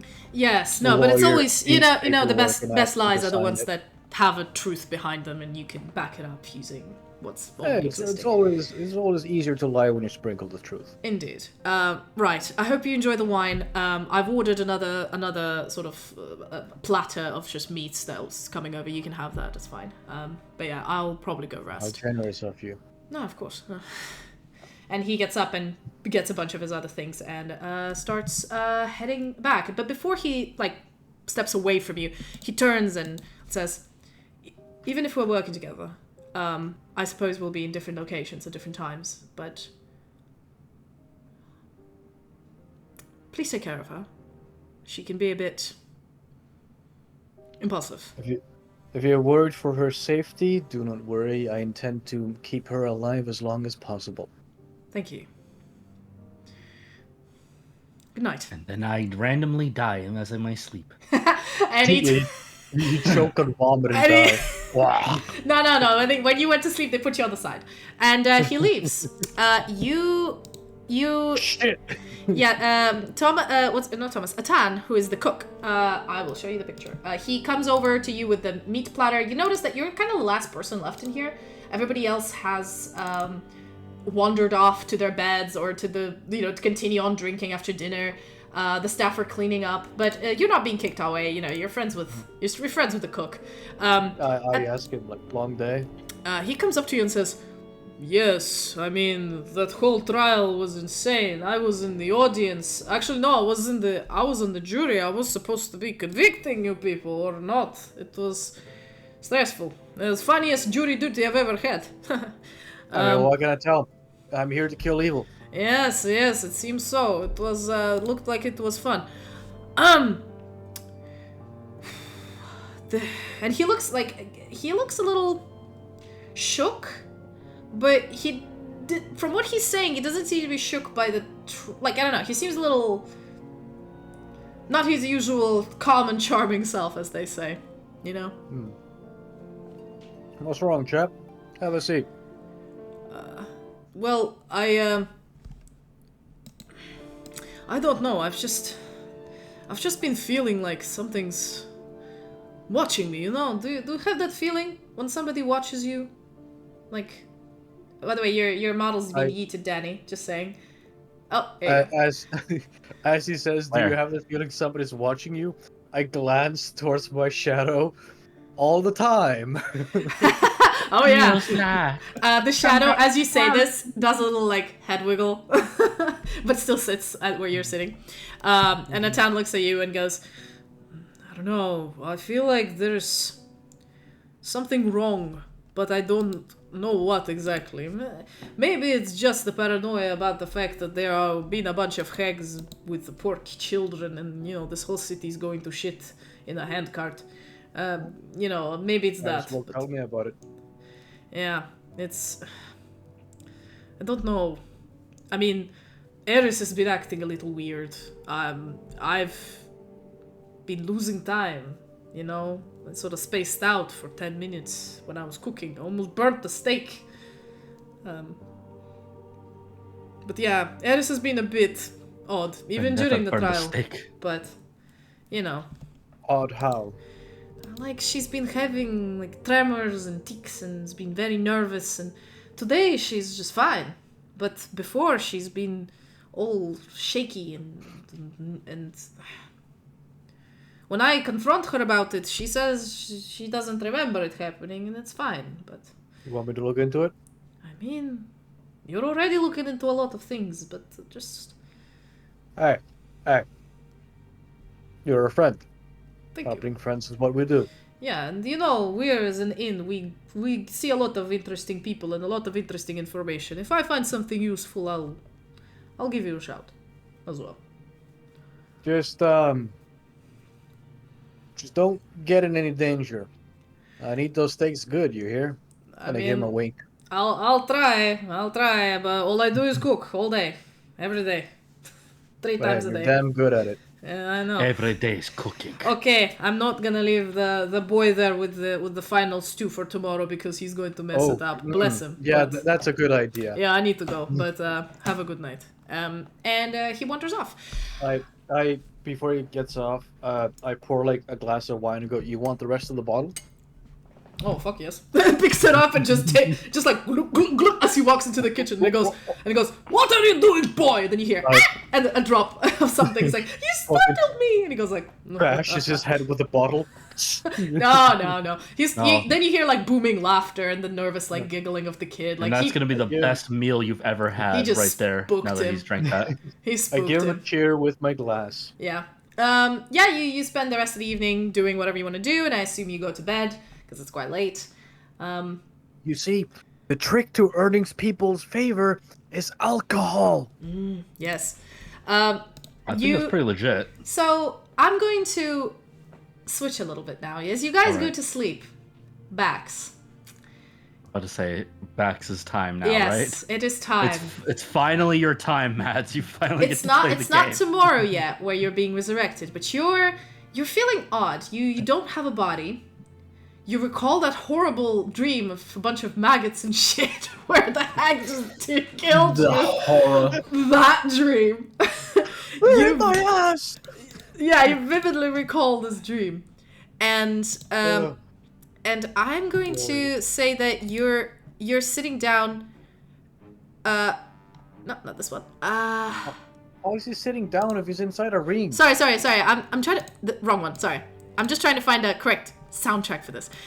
You are inside a ring, and you know that you're inside a ring because the last thing you see was your god sort of intervening between the hag, trying to steal your soul into a soul stone and redirect it into another magical object. You don't see anything, you don't hear anything. No, you're kind of in this limbo, and you're in this limbo for a long time. You try to call out to your god, but no one answers. It's a horrible situation. However, because I'm generous, I'm going to give you a single perception check. And I'm going to give you a perception check, and what it's going to be is perception wisdom, right? Yeah. It is, isn't it? Yeah, there you go. That's your dude.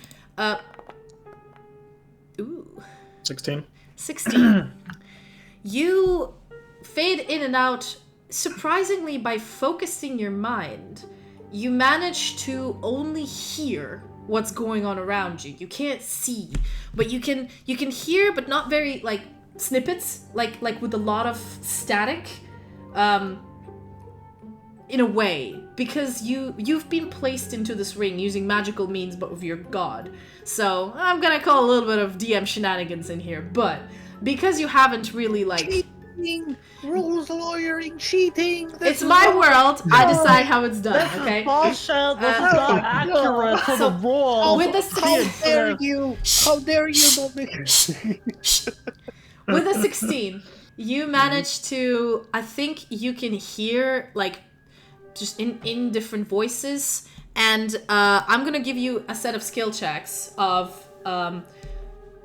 I'll say give me, to be able to to focus enough to hear it, you just need to give me a wisdom saving throw.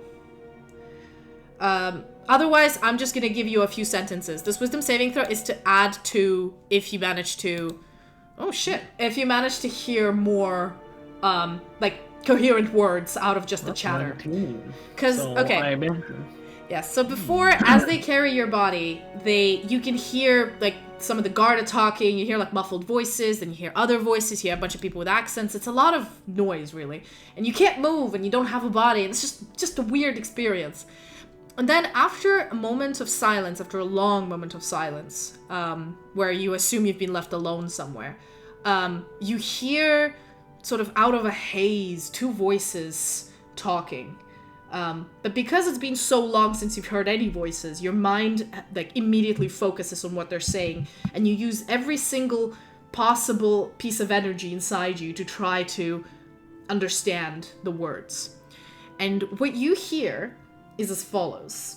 You hear two individuals, a man and a woman, speaking. The man says, you can determine it's a male voice and a female voice, but you've heard this particular man before, but you've never heard the women. You've never met the woman. So as you hear the man talk, you listen and you hear, what are we going to do? Is he really going to be revived tomorrow?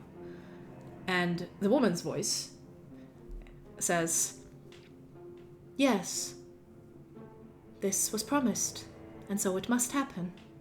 It'll be strange if we don't. And then the male voice answers, but they know. Is it wise? Maybe we should do something else. And the female answers as well. I might as well just switch it over. You understand. Why are you laughing? Switch your soul with a raccoon. The what? Just switch your soul with a raccoon. So like a raccoon takes over his body. And come on. What raccoon? I'm confused. Come on, Rocket Max, we can do this. What raccoon? What? Why? Take revenge for yourself. That noise! I don't know What? What? You guys, it's a moment. Sorry, you ruined the moment. I'm sorry. Okay, so anyway, you hear these two voices speaking, and the woman answers like, it doesn't matter. We bring him back. He goes back to his friends. They do their little snooping around. But it doesn't matter ultimately. You know that. And the man goes, but we've underestimated them before and let them investigate and do their thing, and this is what happened. They found them. They found all three. And none of them could stop them, even alone. One of them had them tied up in a box. Was about to eat them. They still managed to survive. I think they're a higher threat than you give them credit for. Actually, it was a cage. I disagree. Actually, it was your mama. You know, we've had a minor setback. Of course, we lost our supply chain, which is a problem. But we have other ways to obtain what we need. And after all, it's almost finished anyway. The man answers, right, if you deem it, if this is what you say, then I will listen to your judgment, my lady. She nods and says, well, you can't hear she nods, but you assume there's a pause and this like reverence going on, and she answers, so we will resurrect this child tomorrow and let them roam free. And honestly, I'm kind of curious what they're going to do next. And that's all your mind can focus on, and that's it. You suddenly go into the oblivion of bodilessness. Your body convulses as you try to reply with your mama. On that note, you soul with a maggot. That's the real insult. You guys wake up in the morning, Saldana and Furbrand. Saldana, you have a raging headache. It's so bad. You're gonna you take 1 point of exhaustion. It is this bad. It is horrifying. Furbrand, you're kind of fine. You're right. You guys... Quack, yeah, indeed. You guys go have breakfast. I asked for the special for hangovers. Yes, Satan brings you the special again with the Tabasco and the egg and all the crazy ingredients that he has in there. You drink it, and at least it's not dragon cum. No, 15 minutes later, you're a little bit better. It's not like it's completely gone, but it makes you feel better. It hasn't gotten rid of my exhaustion, is what you're saying. I'd say no. Yeah, it actually did. It got rid of my exhaustion. Yeah, okay. yeah. It's mostly the exhaustion is because you're such a headache, you can't really respond really quickly. But because your headache is gone, you're like, I'm okay. Atan like nods at you again and says, "Don't make this a habit. This remedy is good, but if you overuse it, it's quite bad for you. It's not good on your stomach." So. It's fine. Don't worry. This is the second time, madam. I'm watching you. And he goes into the kitchen. Third time, you'll suffer your consequences. Yes. So, just double checking something here. It's only 2 times. Come on. How bad could it be? I only had like 6 drinks. Yeah. Okay? So you guys only had like 25 drinks. Yeah. Come on. It's not my fault. They're over 50%. All right, you guys have a really good breakfast. Go out. Eris waves you goodbye as you guys head over to the cathedral where Bax is due to be resurrected this noon. As you get in there, you notice that the Falinels are here. Trarrell, his mom, his dad. Luba sort of came as well to just be there, I guess. And as you enter the cathedral, there's still people wandering around. You notice, like, all of the stuff from yesterday got cleaned up. And Bishop Sarah meets you halfway through the cathedral and beckons you to follow him. And you guys go in the back chamber, so... I arrive for the ritual. Uh-huh. No, Natalie, not arriving that way. I mean, I physically enter the location. You do. Keep your mind out of the gutter. I didn't say anything. Anyway, you guys walk into a room I feel like we're kind of like yeah, and you see Bax's body just lying there on top of like a slab, like a metal, like a not metal, marble table. Bunch of candles around him in a circle. The Archbishop standing over his body and Bishop Sarah next to her. I hope they're scented candles because boy does he stink.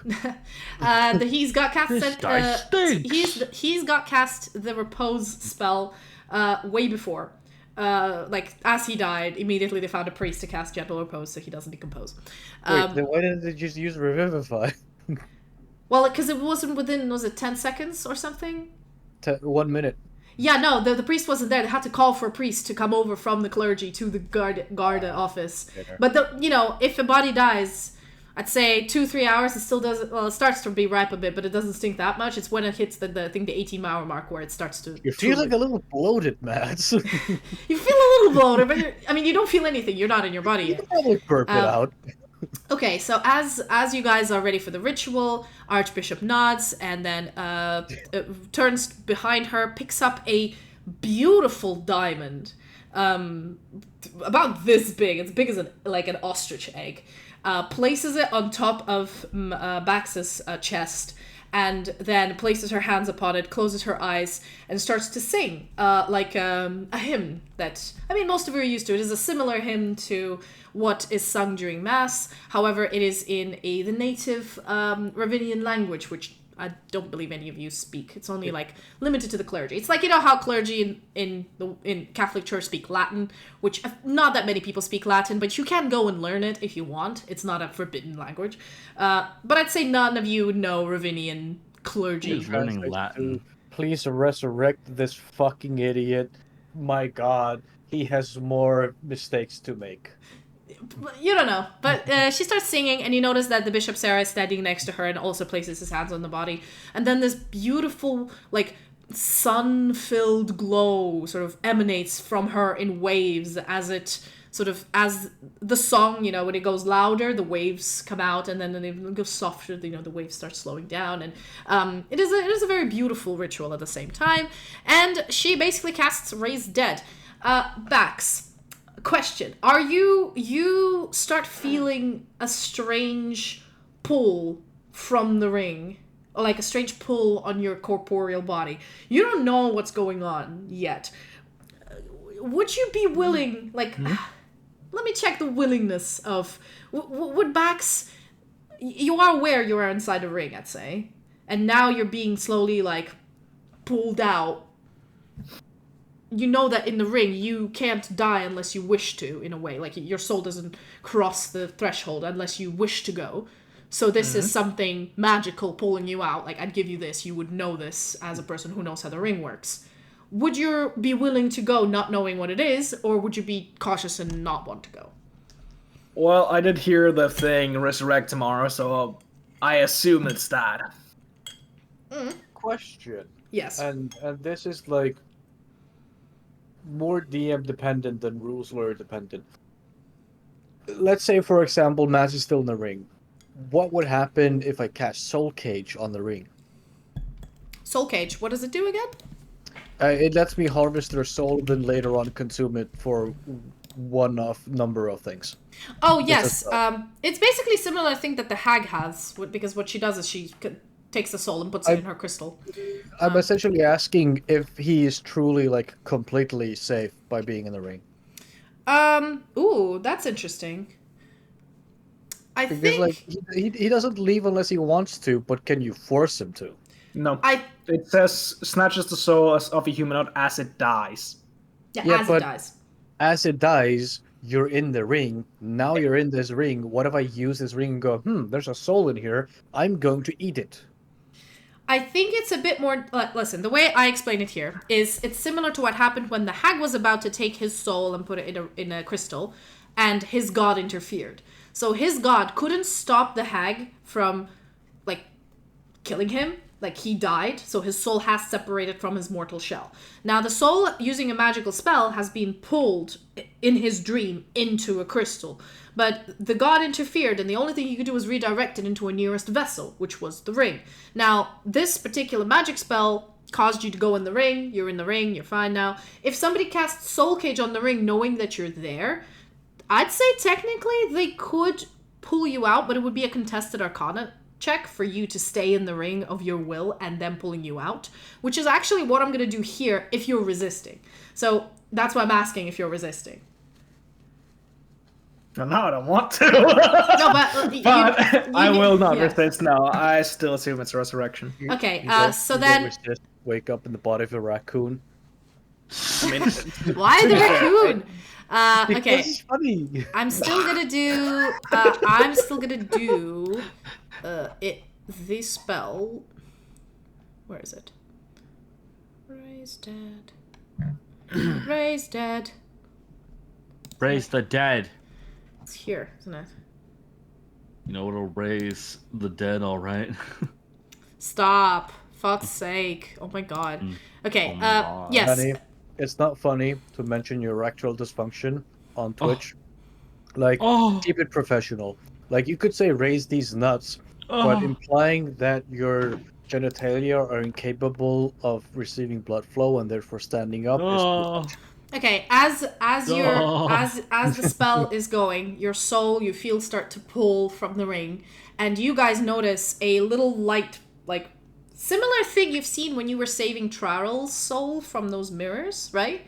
You do remember, like, a similar sort of visual of the soul you saw once it came out, which was a little, like, glow. So you notice a glow come out of the ring, and then touch the diamond, and then the diamond scatters and like shatters and covers Bax's sort of chest in like fine dust as the soul enters into the body. What? Mads went into the ring because his god interfered. I assume his god's magic doesn't look like normal holy magic. Ergo, when he's resurrected, do we see that similar type of magic? No, because he is resurrected through the power of the Holy Lady. And souls are souls. Okay. Souls are just balls of light, I guess, in my world. Where you don't, like, you can't see, it's an evil soul or it's not an evil soul. Is it just a soul, right? What I mean is, more or less asking if we saw, like, an influence of the god. No, you wouldn't. You would only see it during the act of it happening, which happened while all of you were not paying attention. You might have seen it then, but once it's been done, the god has gone silent. You don't know where he is now. So, Bax, you come back to life. You're back! You finally get to play the game again. Yes, indeed. Let me do something here and remove the filter. I shank you to make sure you're dead. Just fucking stab you. Let me remove the filter also, you're from mute you. right now, Mads. God damn it. Anyway. You're probably used to being mute, honestly, to be fair. There you go! Bax is alive! Woo! Party, yeah. Bax comes back to life, but it's not an easy comeback. You come back and you feel absolutely disgusting. You come back with 1 hit point, and by the way, if you ever had any diseases, it neutralizes and cures non-magical diseases that affect the creature. Oh my, they removed my herpes. Wow, my magic is completely gone. Oh my god, my syphilis. You take a -4 penalty. Gonorrhea? I mean, more like gonorrhea. Max, please write down on your character that you take a -4 penalty to all attack rolls, saving throws, and ability checks. Wait, does that mean he has like level 3 exhaustion? It's -4, so I don't know which one it is.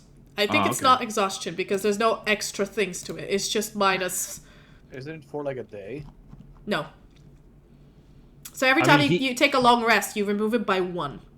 He was literally dead, so like, yeah, he wouldn't be feeling very minus good 4 to ability for a while. scores, then what? Yeah, because Revivify, it's like when somebody's on the verge of death, you catch them right before they full die. Raise Dead is, no, you're full dead. Your body has been broken down a little bit, and then you're putting a soul back into it. So it's minus 4 to attack rolls, ability checks, and saving throws. Your body had some time to like deteriorate, probably. Yes, is what it was. this is why it makes more sense. Some blood. This is why it makes more sense that you have like it is much of a bigger ordeal to come back from the dead. Can I clear? And I said, I like as I go, and I do acid breath. Listen, Matt. The first thing you should do, the absolute number one thing you should do right now, is cast Prestidigitation on your pants, because when you die, you automatically shit yourself. You know what? He's actually right. He probably did. Yeah, so exhaustion. Yeah, I've just been checking exhaustion, and it's different because it just gives you disadvantage. It doesn't give you a -4. You don't have a disadvantage, but you have -4 permanent until you go to sleep, and then it goes into -3, and then the next day you sleep, it goes to -2. Oh, So you mean, yeah. This is what I mean. It reduces by 1, but at the moment you have -4. But he's back. Trarrell is immediately at your side. Your dad is there as well, Bax. He's immediately at your side. Your uncle, aunt, and cousin aren't there. But your dad is. Your dad and Trarrell are like immediately grabbing you by hands, and Trarrell and your dad both have a little bit of a tear in their face, like really. I was also not kidding, by the way. I am fully going to like puke up the acid breath. As you're about to pick up the acid breath, they back away, and he just goes bleh. Because that has just been soaking in my stomach in there for a while. And immediately your dad. I did say clear. Yeah, your dad turns you to the side so you can like barf on the side and not up and not choke again. The Archbishop sort of looks at this whole situation with like, what the fuck is going on? And Sarah next to her again nod and say, well, I'm glad he is back and everything is back to normal. Feel free to rest, recuperate. We've notified the Academy about your absence, Bax, for a while, so you have a week or so to recover from this ordeal. Before you have to go back to any of your classes, everything's fine. And I hope you have a lovely day. We're going to try to clean this up somehow. I assume for wizard school, reason of absence being dead is a common occurrence. Surprisingly, yeah. I was dead for a few days. Pretty acceptable one. Why is Sheldon not here? Fireball experiment. Ah, that makes sense. Yeah, pretty much, yeah. Okay. So let's see. To clear Prestidigitation. Yeah, prestidigitation, you clear everything up. Clean sulfuric acid, use 1 solution of pound of baking soda per gallon of water. Yeah, because you got to neutralize the acid. So. Yeah. I'm not clearing up that. I'm clearing up myself. Okay. Congratulations, Matt. You made yourself crippled. Get a wheelchair. So your dad immediately grabs you and hugs you and whispers in your ear like, never do this again, your mother will kill us both, you know this, she'll find a way to resurrect you and kill you again, and also, he pulls you away, no one must know, this did not happen, you didn't die, you just were unconscious for a bit, okay? Father, I'm sorry, but grow some fucking balls right now. No, seriously, your mother, you've only seen a fraction of her power. You have no idea how she is, but I'm glad you're back, son. Otherwise, we would both be so fucked. And Trowel just looks at your dad like, what? And Trowel does give you a hug, whether you like it or not.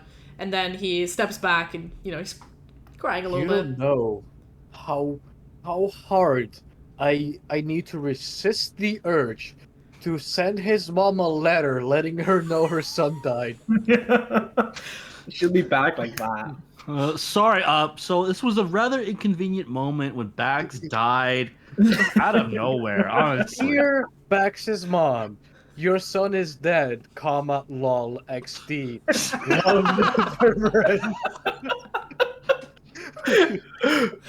Limau, can't believe it, scrub.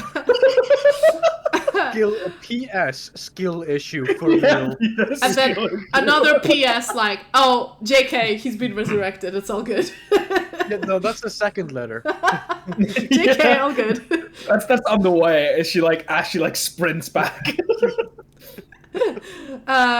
So Bax is resurrected, really fucking tired. Everybody else is super happy for him, apart from, I don't know, this group. What do you guys do? It is the 18th of Lippets. It is, I believe, what day of the week it is. I don't know. I smack him on the head and say, "Wake the fuck up, samurai. We got a job to do." You think your job was done because you died? No. Death is an escape. But yeah, as you guys are the beginning of your work. Yeah, about to head out, you notice that Luba is fully dressed in her plate armor, with both her javelins in the back, and she has a backpack. And she looks at you guys and says, "Well, I'm glad you're alive. That was horrible. I mean, I usually try to keep you people alive, and I couldn't. But it's all good now. I think it's all fixed. I have to go now. It was a lot of fun. But yeah. You got patrol? No, I'm going to Gorov. I've told you I've been I redirected. thought that was 2 days from the day you told us, not the next day. No, I was supposed to go 2 days before the orphanage debacle, but that was a while back because we were in jail for a while. We're gonna miss you. Yeah. Have you considered not? I can't. Then I'll definitely be court-martialed because that's this. No, yeah, this being a direct order, and I've already gotten into enough trouble, you know. But yeah, I will say hi to your mom if I find her, Bax. Do let her know about his death. Yeah, I mean, it is suspicious. Nobody. Don't. Oh, your death? Oh yeah, how he died and was. Are you with us right now, Bax? Yeah, Yeah. he's with you. He came out. Wait, he can now we talk. didn't even say hi to him yet. Oh, okay. I thought you already did. I said hi to. I smacked him on the head and said, "Wake the fuck up, samurai." There was a lot of conversation going on, and I thought this is what you told him. misinterpreted. I'm sorry, Okay. I zoned out there. No, you did. Okay, well, did you want to say something when he woke I was up? probably gonna say like, "Holy shit, you're alive!" I mean, welcome back, Bax, and I'd just be like hugging him or something. Oh, that's sweet. I would be a very awkward hug though. Yeah, it's like I don't know how to give hugs to people. I don't know how to do I go like this side? This side? Okay. Well, you hug. Thank you. Like, Thank grow up and you ever showed your son. This is kind of strange. Hey. I'm the new one. I'm the new model. I'm kidding. Son, Thank you. Yeah. So rewinding in the forward to where Luba's standing outside of the church, with you guys just grouped up, and her saying goodbye and being like, I mean, I'm sent to help out, but I mean, I don't know if I can handle it myself. I mean, I probably can, but if I ever need help, I'll send you a letter. Well, you guys we'll let you know if the city burns down while you're Yeah, gone. because you guys seem to, be really good at this when you're not dying, at the investigating thing. It's gonna be a little rough without somebody trying to heal us, unfortunately. I mean, just be careful. I mean, I have to go though. There's something we'll have sus. to go visit the potion There is shop something now. really sus going on in Gorov, so I mean, they've been sending lots of people there. So There's something sus going on there. Okay, well, you recover, you have fun, and bye. Like almost felt like. And she not in crutches. I'm gonna leave. Bye bye. Yeah, she turns around and she walks away with her big Goliath boyfriend walking next to her. Oh, they're going together. Carrying 2 more bags. You notice as she turns around, yeah. Good luck. Thank you. Best of luck. Yeah. This is not how I salute. Don't die. Best of luck. I will really, really try not to. Come back soon. I'll come back whenever they send me back. And she, floats away with, and her boyfriend looking really sad. So from that you figure out probably he isn't coming, but he's just carrying her bags as far as he can. Because he's got patrol duty here. Yeah, so what do? You're all, the gang's back together. So, Bax, Yay. what was it like when you died? Oh, What did you see? You ever seen a video? Well, have you tried living in one? Oh yeah, because you did have a nightmare, didn't you? You have no idea the fucking shit I died to. Did you see the afterlife? What was it like? Hey, Bax, you want to hit the showers? Oh. I kind of do. I actually kind of do. I need to feel clean. Right? I I think you hear. understand. Yeah, from my experience, things happen after you die. Particularly the biological kind. I mean, I didn't really experience much of that, but that's fine. You've died, Sylfania? Well, no, I mean I've watched people die. Oh, I mean, yeah. Who hasn't at this We've point? literally killed people. Yes, you have. Anyway, Actually, Sylfania and Fervoran, the two of you have killed people. Yeah. Specifically, So, two priests in the city. You have killed them. I'm surprised you didn't see them shit themselves when we killed them. So, does anyone want to fill me the fuck in what happened? Oh, you died. No, you're not. So you died, and then we went to court, and we got the hag. Apparently, it was very easy once we got into court.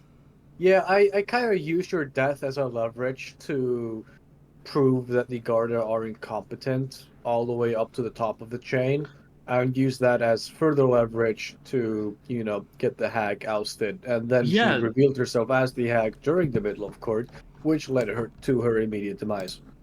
Yeah, so like you dying was actually very beneficial to us. Yeah. You should die again more often.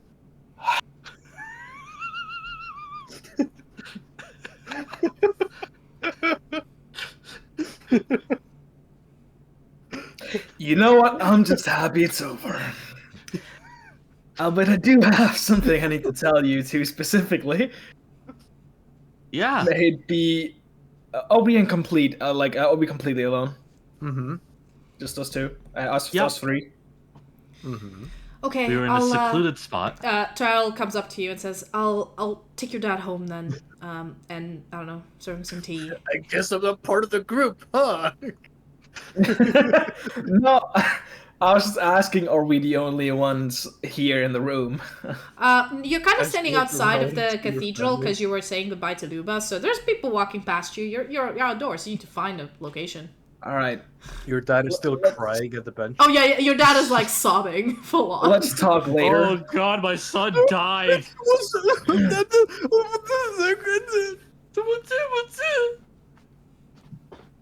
He's a sensitive man. Let him be. We need to discuss something this evening. What do you mean your son died? Man up, have a whiskey. Be a man. Trial comes up to you and says, well, we could always go back to the mansion, because, it's private. Oh yeah, definitely that has been infiltrated before. Or your house? I mean, it's just your dad there at the moment. Yeah, let's go home to me. Sylfania? Yes? Ferret... Come on. Fervoran. Yeah. Okay, you have post-death amnesia. Post-death amnesia. It's okay. Post-death Dead. I've been dead. Give me a minute here. Will you come with us home to my humble home? Yeah, sure. Max, are you inviting me over for dinner? Just bring no maggots, but yes. Oh, but those are the best part. I will shoot you. With what? There's no guns in this world. What? I have fireballs! Yeah, it's Okay, a fireball. So you guys head over to your house. It is kind of a little bit, it's very clean. It's very well taken care of, but you notice it's too clean. Like, your dad's been stress cleaning. And as you come home, it is surprisingly quiet. There's no booming voice of your mom yelling orders. There's no cousins of yours who just show up unannounced and do things. It's very, unusual for you. But going on in here? you're bringing in a lot of people, and you guys have a very nice dinner that your dad and Trial's mom cooked together, and you all sit down under the big table, and there you go. You missed the time when your mom would yell at the top of her lungs, "That fuck shit in the sink!"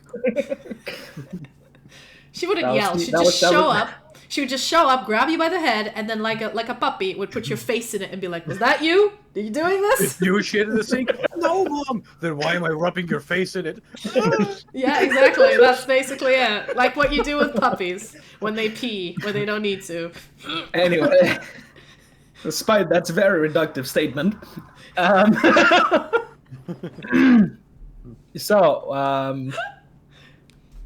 I remember very little from my imminent demise.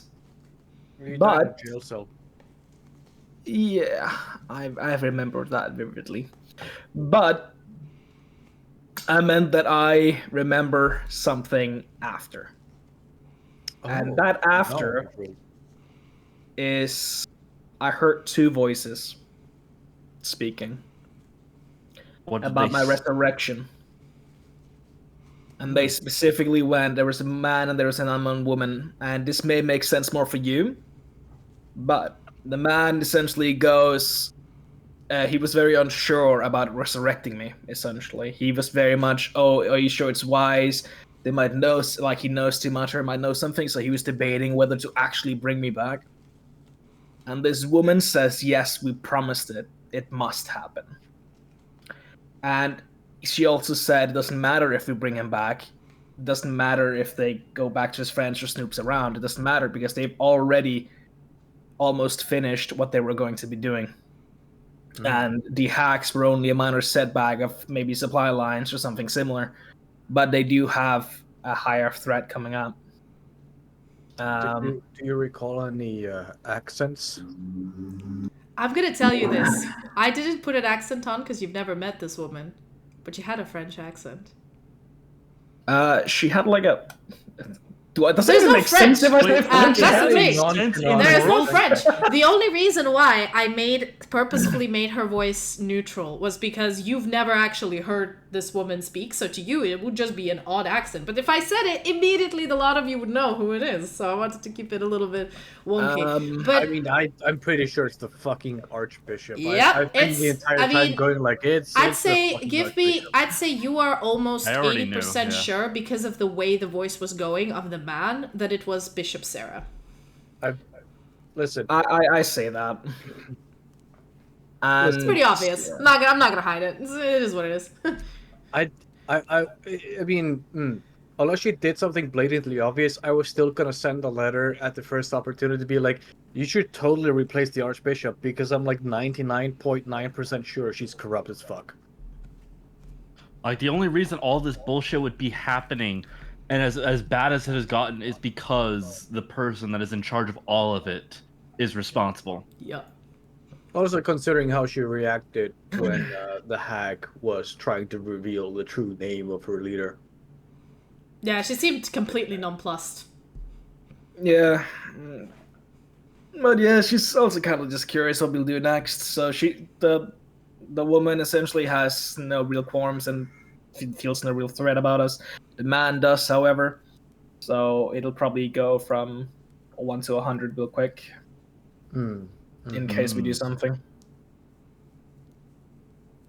You know what? What if I ask her for a private meeting because I found out some secret about the hags, about their true leader, and with the deception of me only trusting her with that information, I could theoretically lure her into an isolated area where we can beat the fuck out of her. Quick thing, Gabriel. By the way, you have there's a reverb on your mic. Or is it just me? Oh. Yeah, you got a bit of an echo on you. I don't know. Maybe it's on your end. I'm just saying it's for you to notice it. But as the rest of us, as he says this, yeah, it's picking up through Matt's. Okay, as it says it, the rest are looking over and they're looking at you guys. But Trowel kind of and Teriani looks up at you guys and says, "It's actually not that easy to get a meeting with the Archbishop. She's very busy. I mean, she might grant you an audience, but most likely you'll meet up with the bishop, because he's basically her right hand.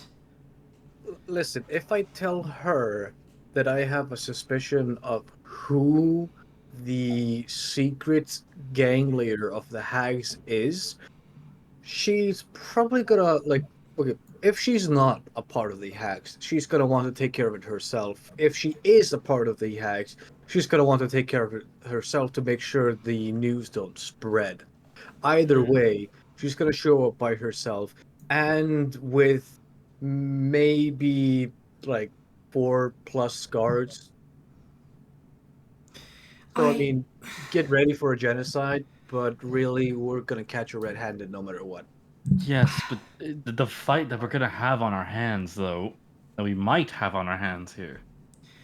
And how worried are you about the competency of the guards in this town? It's not about Very. that. So I might be the one most worried about that. To be at fair. this point, Belor, who is the Duke Belor, father of Trial, looks over at you guys and says, "Well, to be completely honest, she never usually travels with the Garda. She has her own sort of high-level clerics protecting her. As I said, the Church and the Garda are two branches of the same sort of government, but they are still two very different branches. The Garda are there to keep the peace in the city. The clergy has their own rules. So don't expect the Garda to show up. Expect high-level clerics to be there with her, to protect her at all times. So I wouldn't... From what I've seen, the clergy here is extremely competent. They know what they're doing, and they're the ones that rule this nation of ours. The Garda is an afterthought there to give jobs to all those who don't have this level of divinity that is required for the clergy, and the level of education that is required for the clergy. To give all the, how do I put this, rough and tough individuals, instead of being random mercenaries, to keep them all together in one big militaristic sort of army, in a way. Give them jobs, as they say. But the true power in this country is the clergy, and it's always been the clergy. How would the clergy react if I told not the archbishop, but a bishop, that I know of a demon in the city? Would they send one of their guards then? Of course, they would definitely send to investigate this, and it would definitely inform the archbishop, but she herself would never show up and do this. She's too precious for that. They have their own hierarchy, and they have their own goons and other people that do their bidding. It's less about her specifically showing up. It's more about, can we either A, reduce the amount of guards that she has, or B, get more allies on our side against her guards, because we don't know if her guards or companions are in on it. Yes, I'd say before we rush in, as we usually do, and he laughs and like we see how it ends when we rush in. Maybe we should spend a bit more time to investigate. Considering from what you said, she didn't say that it's been ready. She said it's almost ready, so we still have a bit of time. And well, I think he looks at you, Bax. I assume you said exactly what you've heard. So she's like, I think she did say there was a minor delay could happen because of the supply chain difference, but it wouldn't matter that much. So I reckon we have a bit of time to investigate. Not to make you shit your pants or anything like that. Considering my knowledge of what has been lost due to Sildana's superiors, I guess, betrayal / incompetence. What potentially might have been revealed is not as simple as they might be evil. Whatever they have ready right now might be enough to, how should I put this? Summon Hell's army. I'm sorry. How is what? Sildana's superior? What? Wait, am I there? Yeah, everybody's there. Oh, I'm like, wait, what? I at this point, I take my mask off and I place it on the table. Okay, Sildana. Do you remember that tiefling back in the day that you were best friends with? But he was not blue. No, but then you recognize some of the moles, some of the scars, some of the little like distinguishing features of his face, and you realize that he I don't know. I think only you, Bax, you had detect magic, right? You're not wearing the ring anymore, do you, Fevered? No, I'm wearing it. Oh, okay. You put it back on then. But yeah, you don't know. He is a different color, but it is the same guy. He's not purple anymore. He's kind of bluish. It's him. Yes. Well, the features are the same. The only thing that's changed is coloring. I would just be like... Wait. He takes off his mask, and this is kind of what he looks like. What? Yeah. Oh. When I was in the army, officially, I was infiltrating this town of cultists that had various methods of summoning demonic entities, one of which was a ritual book, one which I gave to Saldana, which she was supposed to return to her superior officer, which has at some point disappeared. In said book was various methods to summon demons. One of which Donna would immediately start kind of sobbing. I thought, and then I jump at you and hug you. I thought you were dead. One of which fucking Saldana, control yourself. I'm sorry. I can just push you away. Hold your head back. Now, considering the rituals I managed to gather from the book. None of this shit, please. One of two things could happen, as I keep pushing away. One of two things could happen. Either, and this is more something... 2 seconds. Whole person. Saldana, please give me charisma saving throw or wisdom saving throw? Wisdom saving throw, okay. Give me. She has high wisdom, bro. I have very high wisdom. Not high enough. 21. Oh, 21. Hold on. That's probably high enough. Is it wisdom saving? Hold on. Yeah, I think it is. Post it in chat. We'll get to see it. It is a wisdom 16. Would you argue that she has disadvantage because she's sobbing uncontrollably? You want to? I can do it. Go for it. Okay. All right, if you want to, that's fine. Okay, if you're happy with taking disadvantage, I'm not gonna. I don't care. I'm pretty sure I'll still win, honestly. Yeah, go ahead. Not one. Wait, what was my... Oh, plus 4. You don't get to chant that, Matt. Only I get to chant that. Yeah. Oh, yeah, there was in that one. Nice. Shut up, Gabe. I'm the dice god now, motherfucker. Again? Yeah, I failed. Okay. Again, guys, I shit you not. We're rolling on Forge, and it's literally that one. Okay. That's crazy. Okay, guys, you as you're mid cry, you go and just freeze, freeze frame. No. Wait, what did you do to me exactly? I forgot. Hold person. Hold person. Hold person. Paralysis. Okay. You're just paralyzed. Do I still cry or you something? Can't speak, you can't act, you can't do nothing. You're still crying. You're still you're still I'm sure you can expel liquid from your body. You can just move. Yeah. Alright, I mean you can still tears can still come out, I guess. Can't move or speak. Carry on, friend. Considering full disclosure, this is me pulling shit out of my ass. I don't have DM permission to say this. But resuming character moment, one of two things are gonna happen. Either practically everyone in the city is being sacrificed to summon a demon, or B, one big fucking demon is gonna come here. At the cost of everyone. So basically, from your time in that cult, they've been researching a way to bring the master, the one they worship, through. But obviously, because of the whole portals aren't allowed in Esthara, there's no interdimensional travel. They could contact them, but I could only speak with them. They couldn't bring them in. They needed a particular, very big ritual to do that. And the methods to do that were gifted to them through this book. So you are pretty much correct, and I'd say from what you know, it would make sense that you would make these deductions. So you're not talking out of your ass, but all I'm saying is...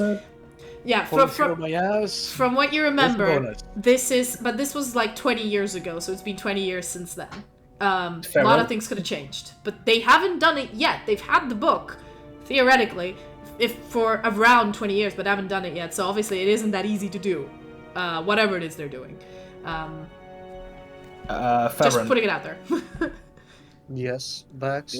Is it blood or is it soul? That is meant to be the sacrifice here.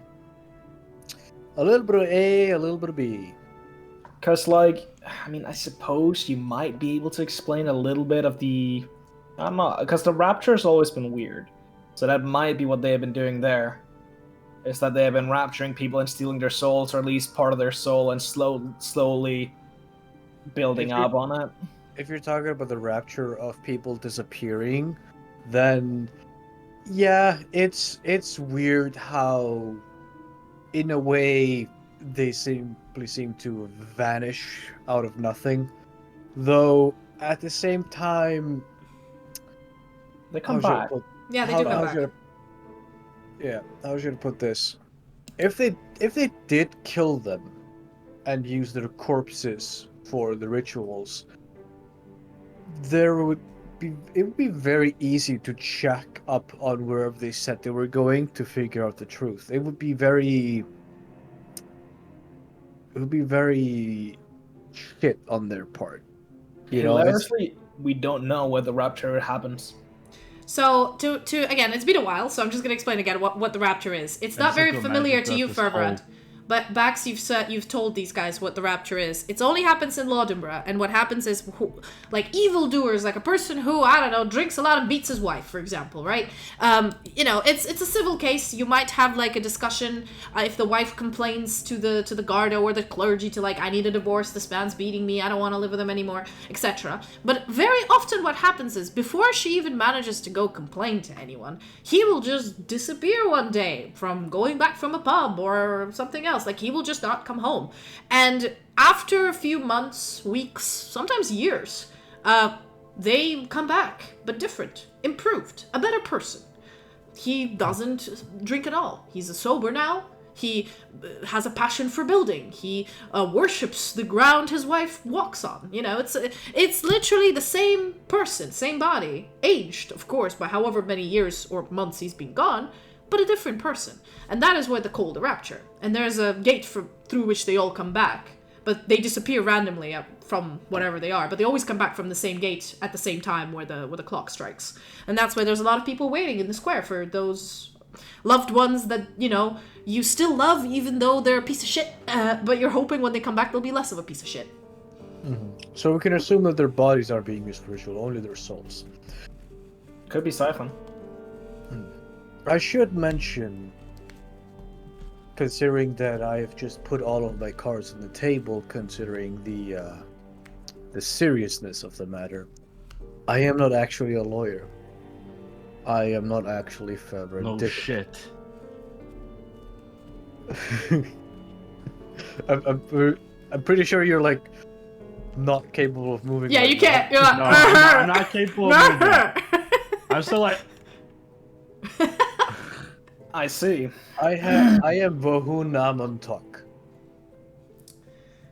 Vohun? So Vohun, you would know. Sildana, you would know. Bax, you're like, you've never heard of that title. But Sildana, you know that this is a title given to spy masters. And Amontok was his name, the name of the dude you were friends with way back when.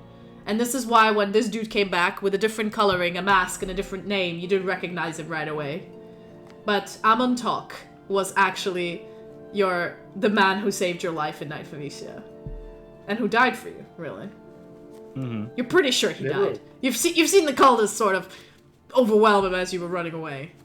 Yeah. I see. I quite literally died, and I gestured to myself, for the mission that Sildana had of bringing the ritual book back to our superiors, but it seems that somewhere along the way said mission was intercepted. Well, let's hear it from the person. I take back the spell. Yeah, I take back the spell. I said, let's hear it from the person, and I take back the spell. Wait, what happens? Do I fall down or something? Well, you're unbalanced. Wherever you were, if you were leveraged on something, you'd basically just be, get full. What? Oh. What the hell? You were crying too much on a breakdown. So, but you still heard everything. So do tell. What? Am I allowed to tell? Allowed to tell what? What? Am I not like? Wasn't I magic? Didn't we say I was like magically bound to not like really speak about the mission? No. That was never the case. I swear I remember. No. You were just highly trained not to. So. I swear I do, but okay. I'm the DM and I'm telling you don't. Okay. You're not. I mean, you're traumatized by the mission, so there's that. Yeah, there was that. When I took the book from your hands, I gave it over to my superior, as I thought that was what I was meant to do. Do you know the name? Yeah, it was the what name of the? What's it? Quickly Google my notes. Literally. It was Salfor? Major Salfor Verania. Major Salfor Verania. Mm-hmm. Yes. I gave it to her, as I thought that was the best course of action. You're not wrong in your duties. What concerns me more is what happened to them. What happened to them? Well, according to the reports that your son gave me, they've disappeared off the grid. Whether dead or just in hiding, we do not know. And in fact, I have your son looking into everybody involved, including the orphanage, for any hidden, I would say, passageways and rooms. But considering that our friend Bax here has already confirmed that your Archbishop is in on the deal, means that our next course of action is more or less set in stone. We need to apprehend her, and we need to do so quietly and quickly. Now, we could raise up every beehive there is and try to catch her by force.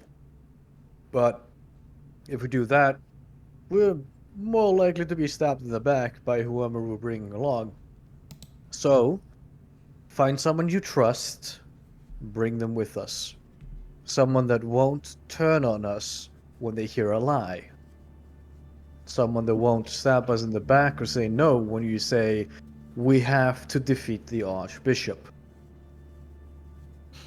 Gather allies. I mean, I'd call my mother, but she's off, and Luba just went off too. I just came to this town, so I don't know anybody. Let me put it this way, Bax. If you contact your mother and tell her that there's an emergency at home that she really needs to deal with, a life or death kind of situation, how quickly do you think she's going to get here?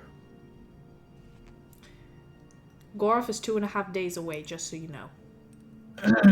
About that. Maybe faster if I tell her my dad's cheating too. I'd say it's 1.5 days if she doesn't sleep and just full on goes. So maybe a little bit faster. My father does hear that I say that.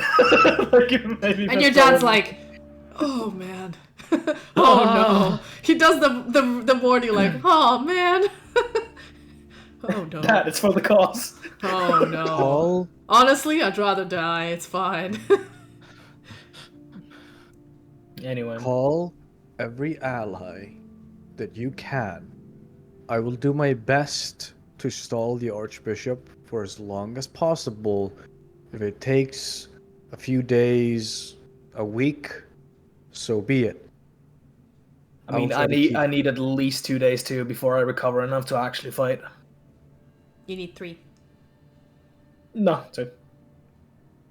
We have -4, it's -1 per long rest. -1 per long rest. I know. And I'm saying that, if I sleep today, hit point maximum half is gone. If I sleep another day, disadvantage on attack rolls. No. It's not exhaustion. Yeah. It's not exhaustion. No. You don't have exhaustion. You have -4 to attack rolls, saving throws, and ability scores. That's it. You don't have half hit points. You don't have anything else. It's just -4. And if you go to sleep, you wake up and it's -3 now. It's a unique condition that comes back whenever you come back from the dead. Well, okay then. So you need 4 days to be fully Fuck you, functional. Mads, you piece of shit garbage. At this point, Charles pipes up and looks at you guys and says, "Well, if I may, from hearing what you guys said, it seems like if she's the mastermind behind this, doesn't seem to be that bothered about what we're doing. And she seemed to leave us alone for a while, so I think it's a good time to consolidate our power in a way while we think of how to do it." And I remember she actually she told me she's never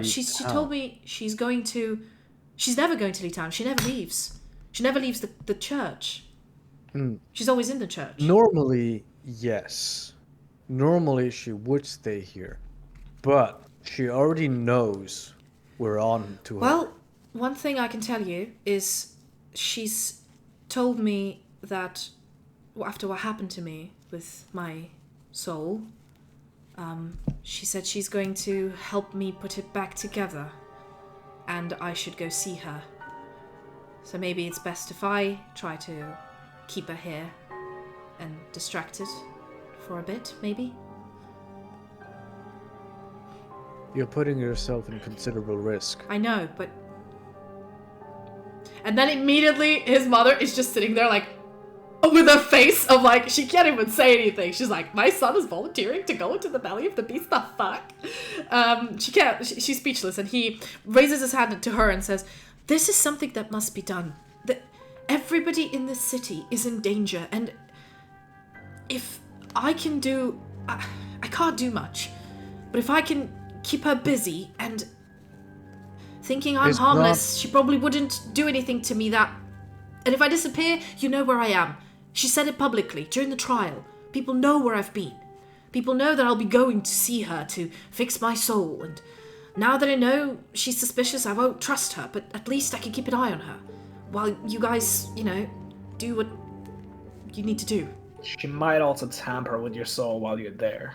It's not a matter of what you can do. It's a matter of what you're going to do is a significant risk to you as a person.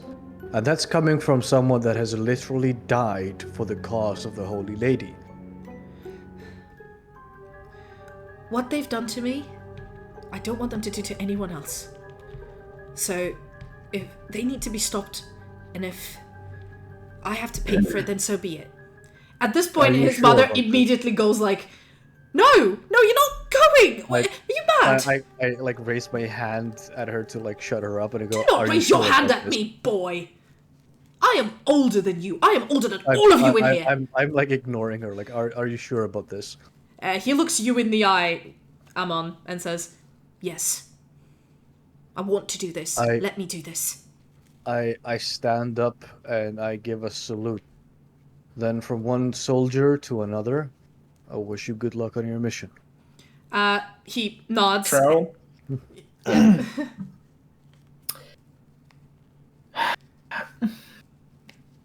I don't see an alternative.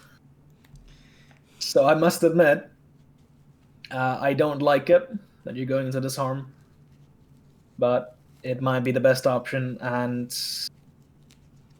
I respect your choice. At this point, Tyriani's turning hysterical, and Belloar literally tries to manhandle her out of the room because she is turning completely she's turning full feral, and at this point she grabs him by the throat and turns towards him with this kind of weird they all have antlers, right?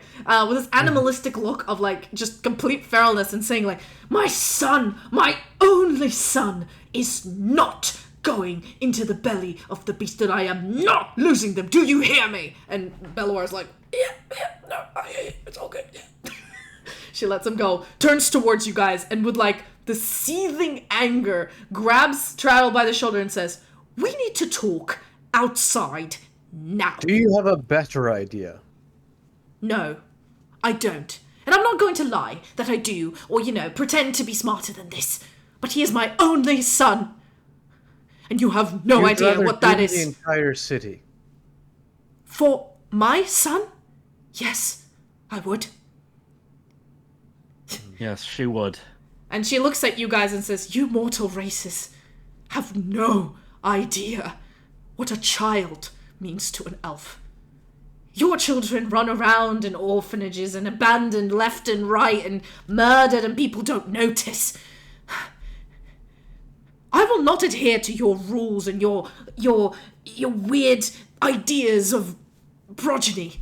My son is more important to me than a whole nation, than the world. He's everything, and I will not risk him dying or worse. Do you hear me?" And she turns towards Trowel, who's just calmly, like, he's used to this. It looks like he is used to these like tantrums. He just calmly looks at her and says, "Let us speak outside, Mother. I don't think this should be discussed in front of our friends here, do you?" What will you do when your son survives in a ruined world? "I don't know, but..." And she, like, you see her calm down from this, like, weird fury going on, and she looks at you a little bit lost and says, I don't know, I have literally died to make sure that the Empire survives, that the people are safe, that they do not die to the hands of demons. And you're telling me that you're incapable of making the same sacrifice because you're living longer than me? Where am I? There's... Wait, stop. And then Charlie immediately goes, Mother, are you here, Mother?" And she suddenly looks a little bit dazed and goes, "It's loud in here." And Charles and Bello are immediately like clock each other. And Charles goes, "We need to take her home. We need to take her home." And walks her out. I like silently just gesture for the door, like I understand what's happening and I'm not gonna stop you. No, her dementia kicked in, y'all. She is an old lady. Oh man. She don't look it, but that old elf dementia that I have in my world. Man, that coochie can only have one more child. It is not coming anytime soon. No, for those of you who are not aware, it's literally like the reproduction of elves. Elves are dealt a really bad card in this world of ours. It's horrid. Breed. Sorry? They're a dying out breed. Yep, they live for very long, but they can only have like maybe one child in their whole 600 years of life that they can have. And eventually they have this really bad dementia that just makes their brain shut down while their body is fully healthy and just sits there. So yeah, it's pretty bad. I think we called it elf-mentia or something at some point. It's something silly. But they're literally living way too long. Yes, their brains can't handle it. Or there's something else going on, but you don't know. It's you haven't, like, full-blood elves aren't very common. And the full-blood elves that come from the Sea of Flindraith, they really don't like the Empire, so they don't usually settle here. So you remember what it was like before the Empire. Yeah. Filled with war and garbage. Yes. And multiple gods. That's how they liked it. And multiple gods. It's all religious, man. It's all religious. And political. So yeah, the Charles make their exit. The Falinals make their exit. And Trowel, before he leaves, he sort of gives you a nod for Rand, and you a nod back. And like a smile to you, Sildana, as he walks his family back to catch a cab to get back to their mansion. And you guys are left at the table. Right. Bax, call your mother. Sildana, pull whatever the old strange soldier you have connections to this place as quickly as possible. Do I even know anybody here? Do I know anybody here? It's been 20 years since you've been out of the Force. I mean, most of them are kind of old now. But you can still try and contact Father, them. can you prepare a letter? I mean, I've been writing to your mother, but she hasn't been responding, so... She hasn't been responding? No, which is strange. And I adjust my cloak and put back on my mask. Have a letter to write to the lady. And I just turn out and walk outside the door. Cool. So Sultana. Yeah. You know, Amon. Yeah. I'm on. Yeah. Amon. I remember that guy. I mean, for ease, we could just call Tell you me for more. around and make life Yeah, easy. it's fine. Tell me more of him. Just call me Mr. Dickens. Mr. Dickinson. Big head. Anyway, tell me more about him. Tell you more about who? Amon. Oh, I'm just sorry. I'm already adjusting to the name. Yeah. Fervent, sorry. Yeah, Fervent. Yeah, Amon. Yeah, we were friends previously. We would drink together. We would talk about our escapades in our when we were in the military together. And well, he was there for me quite oftenly. And when I was held captive, he was the one that saved me. Held captive? I don't like to talk about it. I mean, I can't force you to tell me, but I am here to listen if you want to. Because I've noticed you breaking down a couple of times. Have you ever tried opening up about it a little? Maybe try to throw it out? Scream it into the void or something? I'm a licensed therapist. Don't worry, you can talk to me. Yes, clearly. I mean, sometimes what you need is not a therapist, it's a friend. And You ever experienced true torture? True hell? Yes. Never a feeling as though it never ends and that everything is your fault and that everyone around you only suffers more because of you. Get like a fucking flashback to my butthole. To some, I can relate to some of that, but obviously I am not you. I have not experienced exactly the same.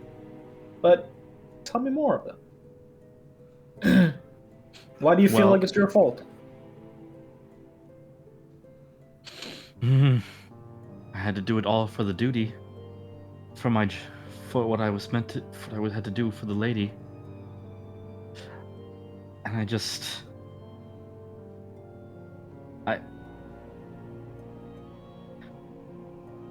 we'll talk more about it later. I'm sorry. That's okay. Don't you worry about it. I'm thankful that you opened up to this degree. Yeah, but you notice, like, every time she tries to mention something, it's like she fidgets in pain, physically. Like she's trying to recall it, but it's, like, actively hurting her. Well, I can tell that it's not pleasant for you. But it can't possibly be pleasant holding in all that pain either. But I'll let you open up in the time. Because I understand. And I will seek to understand you and better help you if I can. Because, I mean, your actions did help revive me. That's the least I can do. So, be at least happy. You've saved my life. I'm sure my father over there is pretty happy about that too. So you made people happy. Right. You're not as hopeless as you think. Okay? That's the only thing I really want to say. But I am really, really tired. But I do think we have a guest room if you want to stay tonight. All right. Actually, it was me that told the judge to resurrect you. Shut the fuck up, Dickens. As you say from another room because you've left. Yeah. Actually, it was me. Actually. But yeah, you can stay the night here. We have Father. Can you? I'm sorry, you're not a butler. I'll go up and prepare the guest room. You just focus on writing the letter. Your father is just like, you know. He stands up. He's like, I love you, son, but sometimes you're so mean. And he walks into the kitchen with some plates, some dishes from the dinner, like almost sobbing, trying to wash them. It's like, write your own letter.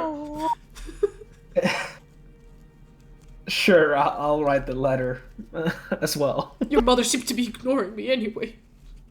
She's not ignoring you, I'm sure. So Anyway. just to give a little bit of context, because again, y'all, I usually don't pitch in into like character talking to each other, but it's been a while, and there's some facts you might want to know before you make decisions. So when you got the note from your mom that she went to Gorov, that was on the 11th of Lipetz, which was day 3 in this city. Right now it's the 18th. And she technically already had time to get there, but there have been no letters from there. At all from her. And you know this is uncharacteristic, because if your mother, whenever she goes away to do something, she always sends every day a letter to your dad with a courier, so it arrives however long it happens, but it's like a preemptive letter. She doesn't wait for a reply from your dad. She always writes the letter to her. Oh, thanks for the hydrate. But yeah. I'm out of beer. I can't hydrate. Well, I mean, I could go to the fridge and get some more, but I'm not going. It's not hydration. It is technically a liquid. So you would know, Bax. It's a liquid, but it's not water. Your mom. There's water in alcohol. Your mom always checks in, and it's been a week, 7 days. It's not a week. Week here is 9 days. It's been 7 days, and she hasn't checked in yet. Like by this point, if counting that it takes like 2.5 days to get there, you would have gotten at least 4 letters, and you haven't. And your dad has been writing to her, as from what he told you. Exactly, Derek. But she hasn't replied. Not if you're made of stronger stuff than the average man. I can try all the same. Yeah. But, yeah. Again, I was telling you this, so just so you know, before you make decisions. Sent a letter that says, "Dear Mom, Bax died," and see like how quickly she comes back. Dear Mom, Bax died and I cheated. Wrote father. By the way, Dad's a cheater. I'm cheating on you with your sister. That's the worst. God, I Matt is going to have his asshole pegged into oblivion. Because technically, he does have an aunt and an uncle. He does. It's not a fake thing. Let me just see. Okay. Max, let me put it this way for you. If you write the letter in that particular way, worst case, you never have to deal with another family gathering. Good point. Writes letter. No, I do write in the letter that well, I had a little bit of a time with our gods. Specifically, like, when I say gods, like, you know, the dragon ones, whatever. Basically indicating that, hey, might have gone by to dying. Listen, Matt, the moment you say gods, plural, you're already disgracing the lady, and you're a heretic and should be burned at the stake. Fair point. I don't believe in your poltergod in the first place, so that's fine. I will execute you. Come at me, bro. I will make sure you die a second time, and this time you're gonna be stuck in your nightmare. Okay. I'm getting confused as to what's in character, what isn't. What exactly are you saying? He's not here. Oh, he's not here. What was I'm in character there? Gotcha. Nah, I will simply write that, like, yeah, I'll just write up some bullshit with, like, my dad cheating or something, and, like, you need to come home immediately because we have and I write specifically, like, emphasis on family emergency. Yeah, that's the code word. Family emergency. If there's a code word for family emergency, why specifically write about your dad cheating? Because you'll come home faster! Or doesn't care and about also Dad? to take away from, like, the family, like, thing. So it's basically just like, what? The family jewels are in danger. Have you, son? I have been neutered. Have you ever thought that she would have such level of confidence in your dad that she would find it really suspicious that somebody would even think that he would cheat? Yeah. Have you ever thought of that? That she has, how do I put it, whipped him so hard to herself that he wouldn't even dare to cheat on her when she's not there. So, yeah. It's basically just that, yeah, he cheated. Nonsense letter. We have a family emergency due to this. Then and whatnot. On you with this girl called Matilda, and also your sister. I found him having a threesome. No, that last part is not in there, but the rest of it is. And I'll make sure it's like stabbed and everything, and get it sent. Okay, it is like, yeah, you guys are there during the day, so because you've been resurrected. I have the letter teleported to her.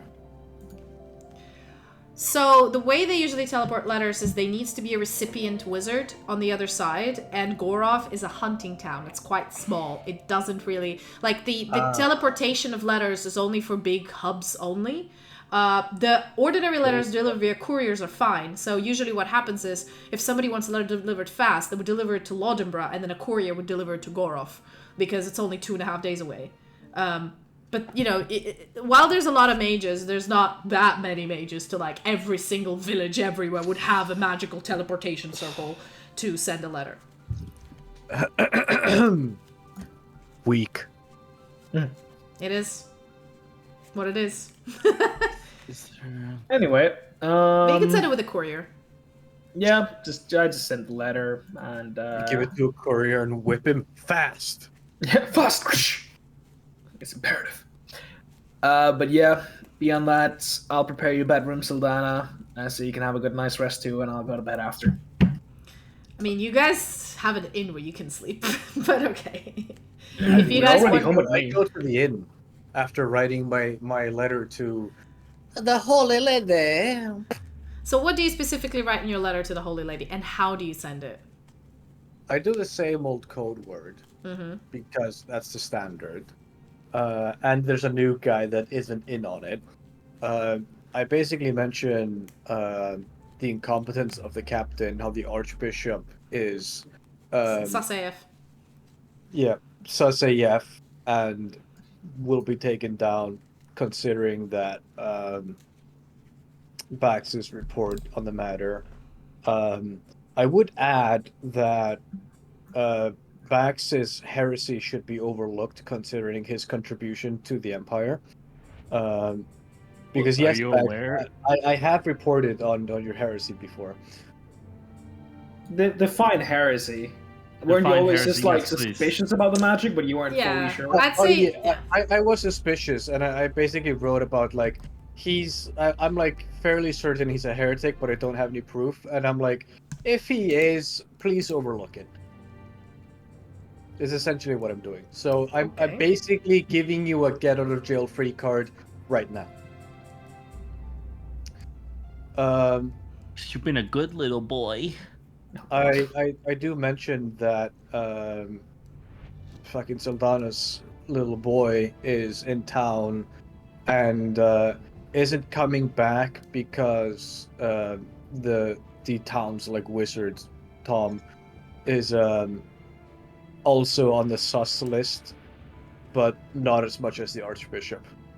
So yeah, the head of the Magic Academy, basically there's a teleportation circle in there, but it's, as I said, it's like any teleportation in the world, it's very difficult to do because, well, you can't really portal into any other worlds anyway. So it is very highly regulated, and every time somebody uses one, it needs to be signed off by him, which is why, like, technically, if he wanted to, he could sneak in, find a mage who could run the portal, because it's not just the Thomas Darkdeath that does it, but Thomas has to sign off on it, so there's a lot of security happening. And he's like, I don't want to risk any of this shit, I'll just rather stay here and investigate, it's easier. Now, curiously, and this is my character thinking to themselves, if they have the ritual book and they needed to summon a big bad monster fuckboy, they would need a lot of souls to fuel that summoning ritual, but also B, if Tommy Boy is a part of the gang, that would mean that the magic circle he uses for teleport could technically be altered to also summon the big bad monster demon fuckboy through the price of souls. So Maybe. if he is a part of it, Maybe. he could be the key to it. You don't know. We need to investigate. You did hear. I was gonna say is you did clearly hear the word supply chain has been cut from the hags. So the hags were clearly running some sort of a Operation Racket, the three of them. Yeah, Collection Racket. But you know, there's a bit of, you know, there's a lot of things to do with souls as well, so you could link them all together, sure. It's not far-fetched. I'm also curious in this case how many accidental death reports the school has. How many students died to a fireball? You need to investigate, won't you?